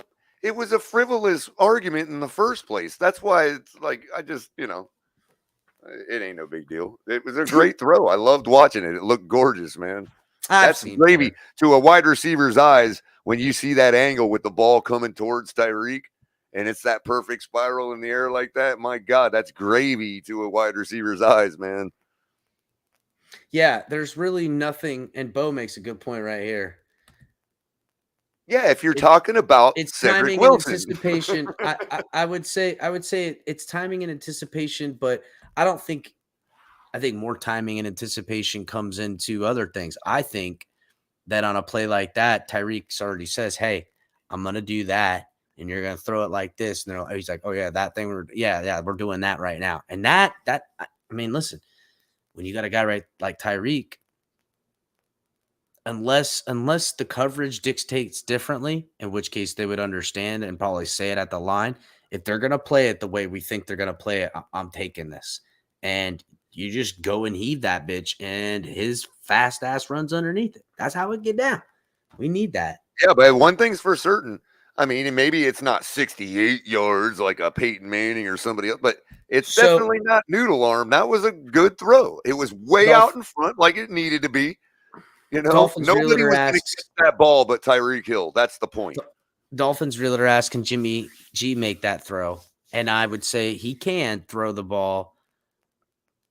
I don't know his length or his longest. I would say the thing that I see Jimmy G do bad and where it makes me out on him is when his athleticism and his throwing mechanics come hand in hand. And he's got to it's never a big bomb either. It's like a medium 20, 15, 10, 8-yard pass that just doesn't seem to have, I don't know. When he's in the pocket and he's stepping and moving around, it's fine. It's when he's flushed out and he's got to just sling one real quick, 7, 8 yards. Tua does that head and shoulders better than he can. Right. Not the long bomb. That bomb throw, like Color said, I just heave that bitch. Somebody gonna get it. Everybody got a arm that can throw 50 yards. Maybe not 55, maybe not 60, but enough to he'd have thrown it earlier and whatever. But that 7-yard zip one, Tua's got him in spades on that, bro. When you And need I'm arguing athleticism that and that's an arm, actually higher degree of difficulty. That's what I'm saying. It's hard to do those that's quick a harder out pass. in front, timing perfect. That's right. I'm Fitting it in trying a to give the guy box. credit and be realistic here, people. But to the point about Jimmy G, just they've got a 3-hour highlight video on YouTube. You can watch the guy and see that he does just fine on throws. He's not like No. I don't know where this narrative started that the guy is such trash, man. What, for throwing? I don't even like him. For throwing? He's not trash. I would say the only thing that worries me for him becoming trash is if he continues to get injured again and again every year. That's what trash becomes. You can't See, stay on the field. this is the kind of thing that baits us into this is how they bait us into slandering to it. Come on, You know what I 180 mean? is Like, fucking really, killing you. bro? Yeah. See, now when I start arguing against that, that's when they go, "Oh, well, you just hate Tua." No, No, I'm just I not don't going to have a argue with field. somebody saying anybody can throw 100 yards. And if that guy exists, it's probably No, I Josh don't. Allen. But Oos. Sorry, brother. I don't. Maybe maybe I'll get some more films from some other people. I gotta scour. so, what do you think about the Josh getting in his feels on his own teammates? I gotta say, if TD said Tua was trash, I would say it was very hyperbolic when he said it. Okay. I would just assume that he meant it in a hyperbolic thing. Tua's Yeah, trash, and I bitch. know You know he's what I'm the saying? guy. Like I that. know Tua Yeah. is the guy, but he's not the guy that can throw 100 yards. Nobody throws 100 yards. Let's be real. I like your moxie though. 100. You're excited. I know, bro. I'm with you.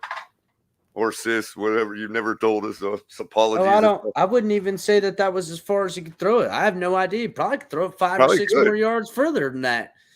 Shit, I don't know. He could be at the 20 Well, and they put it all say- the way to the freaking 10 for You all I claim know. that one in practice that was like 70. I don't know. I mean, we weren't there. You know, I care disbelieve again. it. Careth notteth. I want the ones that win me football games. I do need those though, and that's why. And Color, I kind of like what you said there. That I think maybe they're putting the NFL on notice a little bit. You know, saying you mess up and show a single high, and we're out of a freaking got a tight end. We got a fullback. Exactly. It was like if you thought that you guys were just gonna if this was gonna be a continuation of last year and what you're calling on defense, wrong. No, put everybody on notice real quick. Hey, we got wide receiver 1 and wide Set the tone right out of the gate. We got wide receiver 1A and Tyreek. We got wide receiver 1A, 1B and Waddle.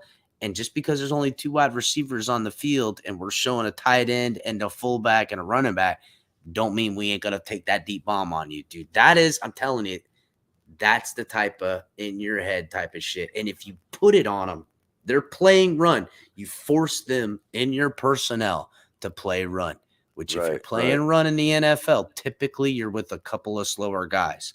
That's why the tight end eats so much, because if the safety comes out and gets on the guy and they do a bracket coverage on Waddle with a linebacker, well, then now they're opened up where the tight end on his chip block gets the ball in space. And luckily, we've got a good pass catching tight end. We got a couple of good pass catching tight ends. Their only way to defend it really is to send like 5. The only way to defend it is to get to the quarterback and stop him from throwing the football. I'm saying, show 6 or 7, blitz 5, drop those 2 guys back, and maybe Tua bites on something across the middle or, whatever. But that's the only way to defend something like that, man. The real way to defend this is an elite middle linebacker, and not a lot of people got those. That's what I'm saying.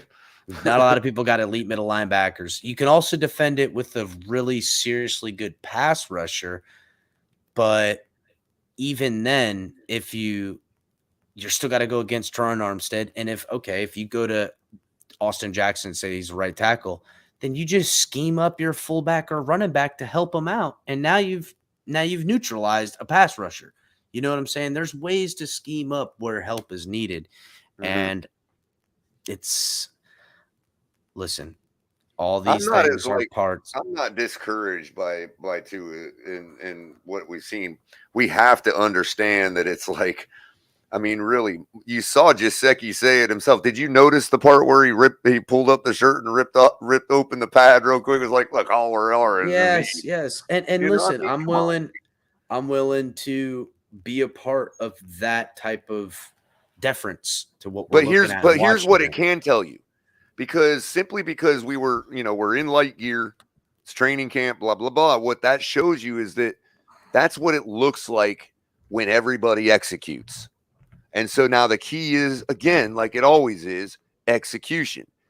Can we execute that on game 1 when the pads are on, the pressure's on, the crowd's there? You know what I mean? I'm not saying we can't. I'm saying that what we're glimpsing right now, the only thing we can garner from it is what it looks like when things are properly executed. Because since they're going at half speed, half hit, it allows everybody to execute properly. So we saw that play, what it could look like if everybody executes on the field. And if we Well, get that execution in the regular season, we're good. you That's know, all there is to it. it's not just that two color. You got to remember, And not just that we're play. still installing a new offense. Right. You know what I'm right. saying? That's what I'm saying. So, Not just that play, execution, every play.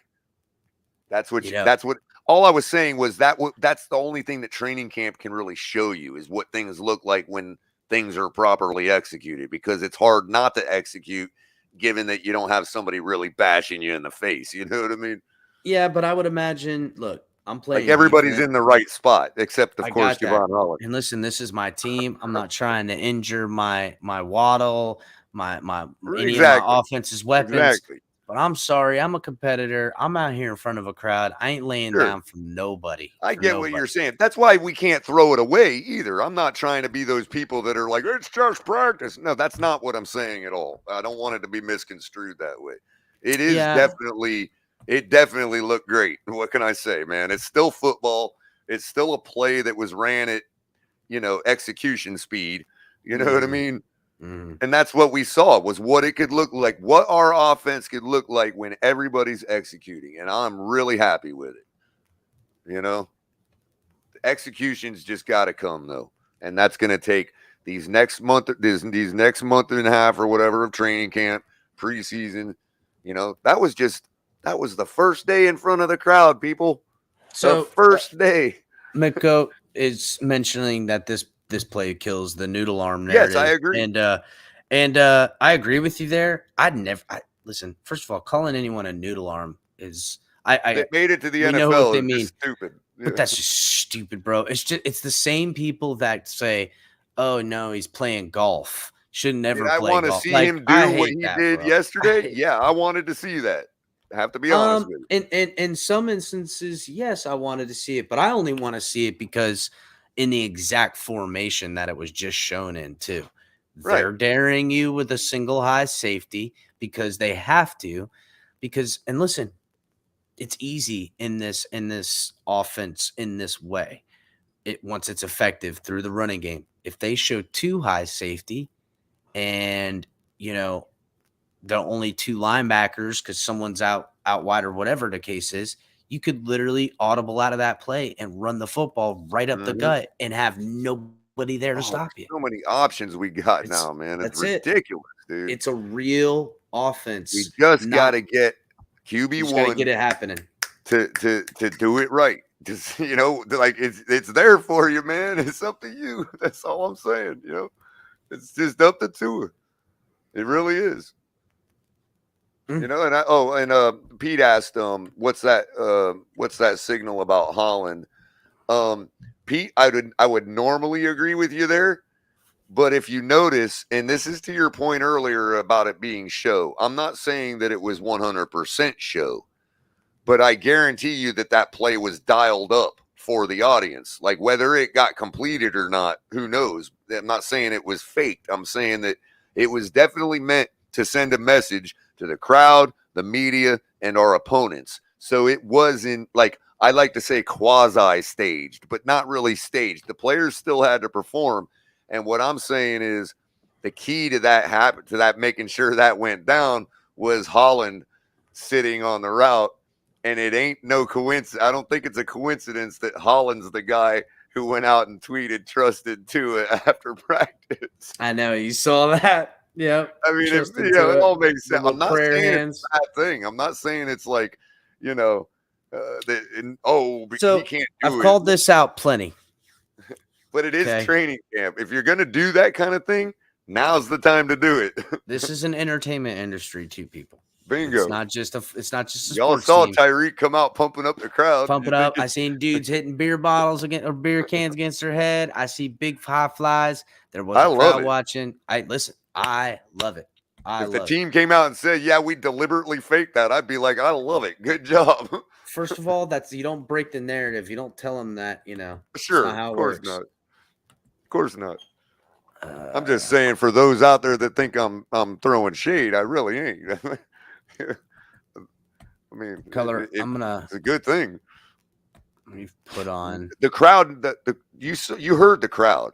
Oh, bro, are you kidding me, dude? If I I mean, was there there, I'd was be screaming so like a little much girl pent up too. energy, Bro, I'd for scream wanting like a to little see girl something too. like that, dude. Yeah, that's pent up And energy you know what? for years. We've been waiting to see And that, what's dude. Pete been saying for months? Our fans are tired. We want to see the big plays. We want to see the 60-yard bombs, the touchdowns, the scoring like every other team gets. And that's literally what they just showed us. That's why the crowd was so pumped and why they cheered. That was like a release of months of You know, energy from social media right there, dude. I don't know, but When that we play get a was couple of completed, it these was like plays. boom.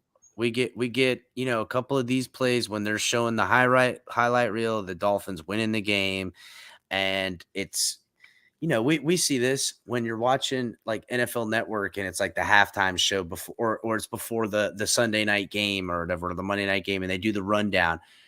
Everybody gets 4 minutes of their highlights of their game when they win it. Dolphins get a half a minute on their highlight win to the game. There's like 2-3 things, and that's it. And they just it's like and the Dolphins win in a game close to this. The fucking thing comes up, it flashes, and it goes away.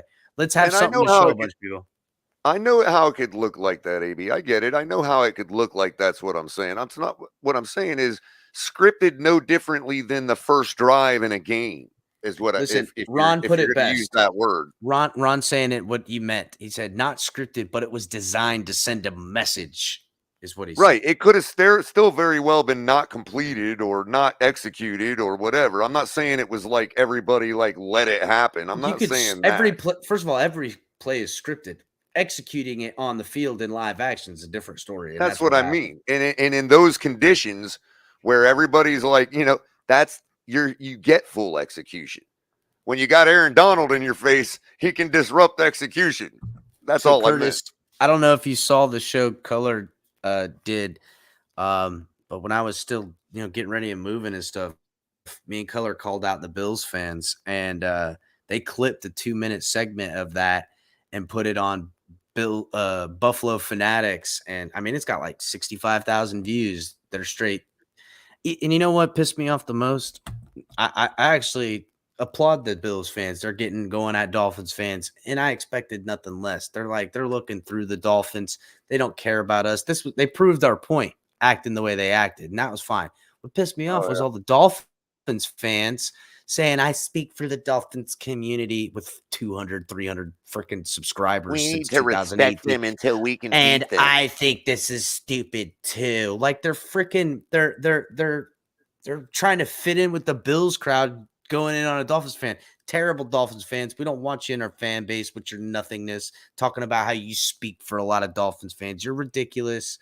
I can't even believe it. This is the embarrassment in our fan base that they're ready to bend the knee to an opponent in the AFC East like this. It's ridiculous. Even Pete wouldn't do that.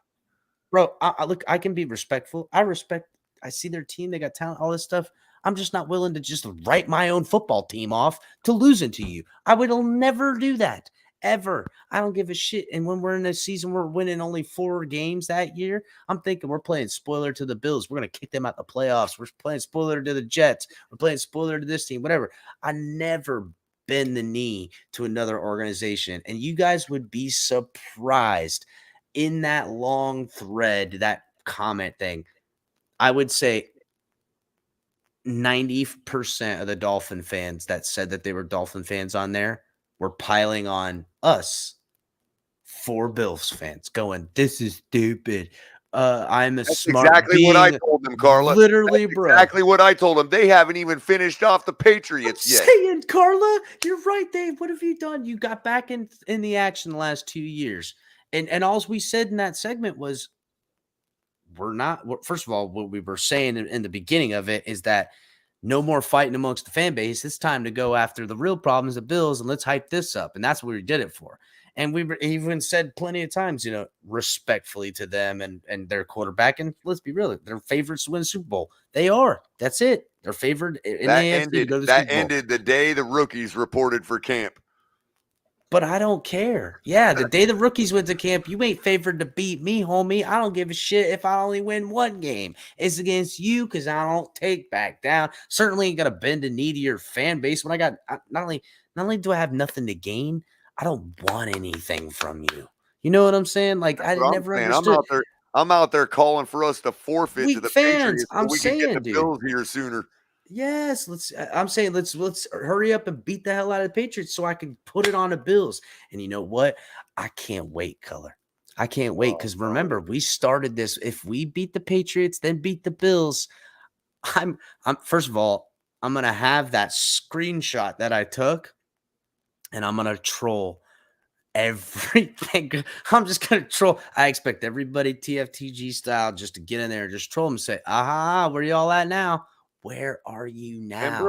And bro, oh, Where by the are way, you everybody now? who hasn't seen it, the part they clipped was when Capitan was taking it to him, and then I came in with the standings prediction for next year at plus 1,600 with the Dolphins, Patriots, Bills, and Yeah, Jets we're saying in that that we're order. one injury away from sliding to third in the That's division. another And thing one we said, injury right? away to your quarterback, you are sliding third. I don't give a Yep, damn. yep, You get injured. and That's all that's it the part was. they clipped, man. It's like, everybody's an injury away from losing their division. Blah blah blah. It's like That's the point. they started saying all the same stuff, man. That like is just stupid. They're Just like just rhetoric. repeating.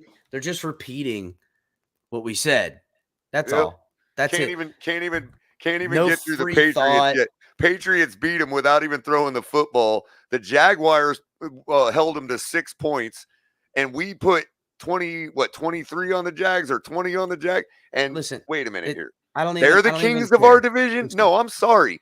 If you all think for a second that Bill Belichick ain't righted that ship, okay? I'm no. sorry. Listen, If I don't anybody even has care that about claim, it's Belichick. still the Patriots. Nope, it ain't the Patriots. It I'm ain't the not saying Jets. it It ain't is. the Bills. It's only me. I'm Dolphins. right with Nope. you, I don't even Capitan. I'm piss just on saying all that that. if the Miami Dolphins didn't exist, Clip that, son. okay, Clip that. right? If Get the yourself Miami some. Dolphins didn't exist, the Patriots are still the kings. I don't care what these Buffalo Bills fans think after 2 years of measly success. Again, bottom line is it was about not backing down and calling out that they look through us. That ain't don't And make the for mistake. anybody that thinks things have changed in New England, let me point out there was the top team in the NFL last year in games scoring over 45 points was the Patriots with 3. Okay? And Listen, they I don't made even it to the playoffs. They made it to the playoffs in their rookie season at 10-7, only 1 game behind the Bills. So these Bills fans can just get out of it. Act like look. you've been there before. That's all I'm saying. Act That's like the you've been thing. there before. And listen, I don't mind them taking their trophies, their participation trophy, let's be real. But I don't mind them feeling good about themselves. But don't make the mistake to look through us like we're the Jets or something. And that's Yeah. what we were calling out. And don't y'all Bills fans ever dare make me defend the Patriots again. That's all I gotta say. No, We might listen, put I don't might put a 60 burger on you for doing that. Alls I know, and look, and honest speaking, they have outscored us plenty. We've not looked good in them for the last few years. That's fine. But remember, that was all defense. You got to also remember we had a blow up year, 2 years with a defensive minded coach with a stale offense. That defense stays intact at best as it can be with this new offense coming. This is different. And that's what I was trying to explain. It's different now. That's it. So that's all. All right, Color. I'm going to do the rundown Real quick before you do that, Maston, we used to think like you did. We would have some historic games against the Patriots too, and we thought that meant we were back so many times, bro. I bless your heart, man. As the only team that's won the division in before you guys did in the 20 years Bill Belichick's been there, bro. I'm telling you, act like you've been there before because the Patriots will take it back at will. Nah. Not on my watch, bro. Well, that's the Bills lucky they got us to beat up the Patriots for them. We're like the guy that opens the jar lid a little bit, and then it's like, yeah, I loosened it for you. There you go. We'll see, Maston. We'll see. Yeah, like boy, it's gonna be fun, man. We're definitely making our bed, ain't we? when the Dolphins are putting up, another touchdown and a half a game on everybody than we did last year, and all that time of possession with this elite defense, I'm sorry, it's done. The run game's going to pan out, and it's over. Sorry, everybody. So make room for the Dolphins being the new team in the what? But you know what? Like I always say, fan is short for fanatic. So I wouldn't be a fanatic if I wasn't going to make my bed like this, man. Hey, yeah, bro. What you mean? Nah, Ron, I'm not going to open it up, man. I got to get up early in the morning. I'm going to do the rundown and, say goodbye to everybody, honestly. So make sure everybody's hitting the like button and subscribing to the show. If you guys aren't subscribed, if you're watching on Facebook, Twitch, and Twitter, please come over to YouTube, hit the like button, subscribe here on the show. Check out all the great content, everyone, that we have here on the network. Got a video being released tomorrow at noon. Make sure you guys are checking it out. Cash App, Venmo help support the channel. Tonk 7 TMI Tuesdays, live around 9. Color doing some co-hosting there with him. You guys can also catch Color on Thursdays, sometimes late night, sometimes during the day, sometimes every day. Got Ali going to do some makeup time, I'm sure. Definitely going to catch him this Saturday, late night exhale. El Capitan, killing it. Trying to fill in as much as I can. I'm on mobile site right now, guys, so bear with me. And Fanatics link is in the description, so make sure you guys are hitting the link for Fanatics. Also, Backroom Collections, use hashtag TFTG to get your 10% off all your purchases, guys. And you can get some of our gear. Make sure you guys are getting it. How you live. So, yeah, guys, bear with me a little bit. I will try to get on as often as I can. Got some pre-recorded videos that have been out a little bit, some stuff that'll be coming out. Hopefully we'll see you guys. What Color? Maybe I'll get on tomorrow night if I can. I might have enough energy. Maybe you could squeeze a daytime Color somewhere. That's what I'm thinking, something like that. One other thing I wanted to say before we go. There's a community member we all see everywhere around all these panels. I want to give a special shout out to tonight. That is Vaughn 954. If y'all didn't know, Vaughn's been trying to do a lot of improv, comedic stuff, so down in South Florida region. And so pay attention to his Facebooks, tweets, whatever. And I'm hoping we can get whoever's down in this area, maybe to get him up a big crowd one night for one of his improv nights. That'd be really cool. Word Just up. letting y'all know. And I got the comedy or acting. Oh, comedy, stand up. I got a chance. okay. He sent me some clips from his show from the improv he did Friday night, and gave me a chance to watch him, with clips that he took, and real good stuff, man. The guy's got some skills. Hell yeah. So I'm gonna try to find out where he's gonna be next and let y'all know. Maybe we can gather up a big crowd for him, get a big show out, or at least for him, show out. Come in there with your TFTG hats so he knows where you're at. Yep, definitely. I just wanted to get all that because he deserves a good shout out. Word up, man. That's good. I'm glad to know that, man. I'm glad to know that. Yeah, guys. Shit, maybe help my boy out get a gig, man. What you mean? Come check it out. All right, guys. We'll see you next time. Make sure you're hitting the like button and subscribing. Take it easy, everybody.